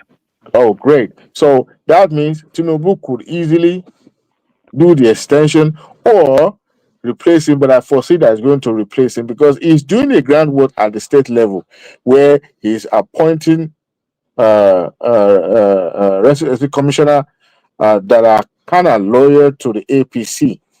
And ADC and other opposition are kicking now, but they have no choice because once National Assembly confirmed them, there's nothing they could do. So, in that regard, APC is preparing the ground and ADC is going to lose out. Like somebody said, none of the current governors are openly supporting ADC. And if you are not supporting now, I wonder what will become their fate if the crunchy time comes. So what I foresee is that they are going to leave ADC in limbo, and they know because to prosecute general election is not a small money. Like somebody asked, where would the money come from? Atiku doesn't have the money. None of these people have the money. So when you don't have the muscle to confront the incumbent, then what are you going to do? It's unfortunate. And at the end of it all, those who I think that will be picking up the party, I haven't seen Atiku Abubakar having, registering for ADC as a party member. I haven't seen it yet. He's supposed to have done it, but it's on today. The same thing with Obi as well. So I wonder the kind of game they are playing. I don't know. I don't see that. It can never. I don't see that. They were my opinion. One man, we didn't bring up this reverse thing. Diwali, do you know is the 6 month up yet for him to return? I think it's going to be in this September. Yes, I think it's in a couple of weeks. No, I think it's actually next week, isn't it? Is it? Okay. So for that one, I mean, you could see the tranquility and some level of quietness come to River State for now. So I don't see the reason why Tinubu would want to extend it. Even the optic, I mean, the warring parties, you've seen them join together, attending parties together. That tells you that the state is stable and there's no reason to extend the tenure of that administrator, except the government will be, I don't know. If it decided not to bring Fubara back, I think there will be some level of. I don't know. The entire state might go up on Tinubu, but I don't see reason why it must extend. There is no basis. Yeah, sorry, carry on, Remy. The sole administrator already filing his final report yesterday. So Okay, great. There's no point because the APC won in the state. They retain PDP to hold the Obiapo. So what is the reason why they must extend the tenure of the administrator? There's no reason why. There's no reason. And once Fubara comes back, he will join APC. It's as simple as APC. Even if it is reluctantly, he will still join that APC because his block cost now is in the hands of the APC. And So Diwali, yeah, one more. Do you think Ambode has a chance to return? That's the joke of the century. I've heard Hold on. No, but don't dismiss. I was having it back and forth with Baba yesterday. I feel okay. Well, you say it doesn't have a chance. Carry on, but I think it's going to be on that ballot. Well, that is going to affect the party because before now there has been Sanwo-Olu's deputy has been touted as a successor to the incumbent. Ambode coming back. Remember the reason why this Diwali, hold on. Is he from Lagos West? What is it? I'm local now. Epe? If I'm wrong, go. I think it's one man. Is it son of Lagos? No. I'm not sure. I don't. No, really it's know from Lagos. Epe now. It's representing Epe constituency. I don't think it can be. The current administration, the current Sanwo-Olu is from Is it Lagos Central? I don't think so. And remember the issue that ousted this man. It's still on result. I mean, when was the last time you heard of Ambody? The last time I heard of him was when he was campaigning for Tinubu. When he joined his last outing, if I remember, was when Tinubu came to Lagos officially, and he joined the previous governors on the stage. Even with that outing, it was still a little bit like out of place kind of a thing. I don't know, but I see it as a joke. I say it as a joke. To me, I don't think you should have even come back to gov. So after 8 years now, what would you want to come to do? To me, I believe we were just maybe asking him to make him a minister or But something like that. I was even sure that they didn't even give me anything at the federal level, maybe like a minister or something. That would be too. Remember some of those what do you call those governing body governors advisory council, whatever they call them. They still their grievance against him has not been resolved. You know? Do you remember that press conference he did live on TV when he was calling Sanwo-Olu psych? Yeah. I think that was what ended his political career. That was just He actually dug it. He dug it himself. That's why I call it a joke of the century. To me, I don't know. Coming back to do what? To finish what he started. Most of what he started has been completed by Sanwo-Olu, and he took credit for it. So, I mean, he's gonna start again from the scratch. To me, I don't think he should have done that. He should have asked Tinubu to compensate him by giving him as a compensation. Compensate who? To give him a federal appointment, maybe at the federal level. Look at Cardoso. Cardoso was brought from nowhere. Cardoso was only loyal to Tinubu. Tinubu loved him. Actually, Ambode is not truly a politician. It's more or less like a technician or civil servant. Technocrat. So, Yeah. so I But don't he think has, he's interested in anything. I think what you said is right. They might give him a ministerial post, or maybe they are preparing a senatorial seat for him. That's what he well, can. that would be fine instead of being a governor. I mean, instead of being a governor. No. I think they are going to look, for me, I think they are going to look for another technocrat. And that technocrat is going to be a Muslim. And that is the They could. I think they will compensate the Amzat this time around. they are not going to give it to Hamzat. Forget it. No, it's not going to happen. Are you sure? Yeah, Is him and Sanwo-Olu from the same constituency? No, they are not going to give it to Hamzat. You have to look at the way they play their politics. Look at Lagos State. Tell me where a deputy governor, after the governor became the governor of that state, they have already tried for him. 8 years as deputy governor is good enough for you. So the best But it was more or less a sacrifice, though, because he was the one trying to, contesting it with the Sanwo-Olu then. Yeah, it When it doesn't was matter. threatened. That's why they compensated him. Okay, fine. The party is not supporting you, but go for deputy governor. And it was there. It's enough. The But I next think thing, this time around, Korodu people might even want to say, you know what, enough of this. We want to produce somebody at least. Maybe. Do West. All right, gentlemen, let me acknowledge the super tatas and then we take it to the back. Ayo kicked it off. Timajek picked it up, and then Timajek still running away with it right there. That's Timajek, who is making sure that the platform is properly lubricated. That's still Timajek right there. And the latest installment is Timajek still. So thank you everyone. See you tomorrow. I'll send the link again. The conversation will still carry. The link is actually there. The conversation will still carry on, but it will not be in the full broadcast. So if you want to come in, you can just come in. Thank you everyone. See you tomorrow. Back to you guys. Back to you.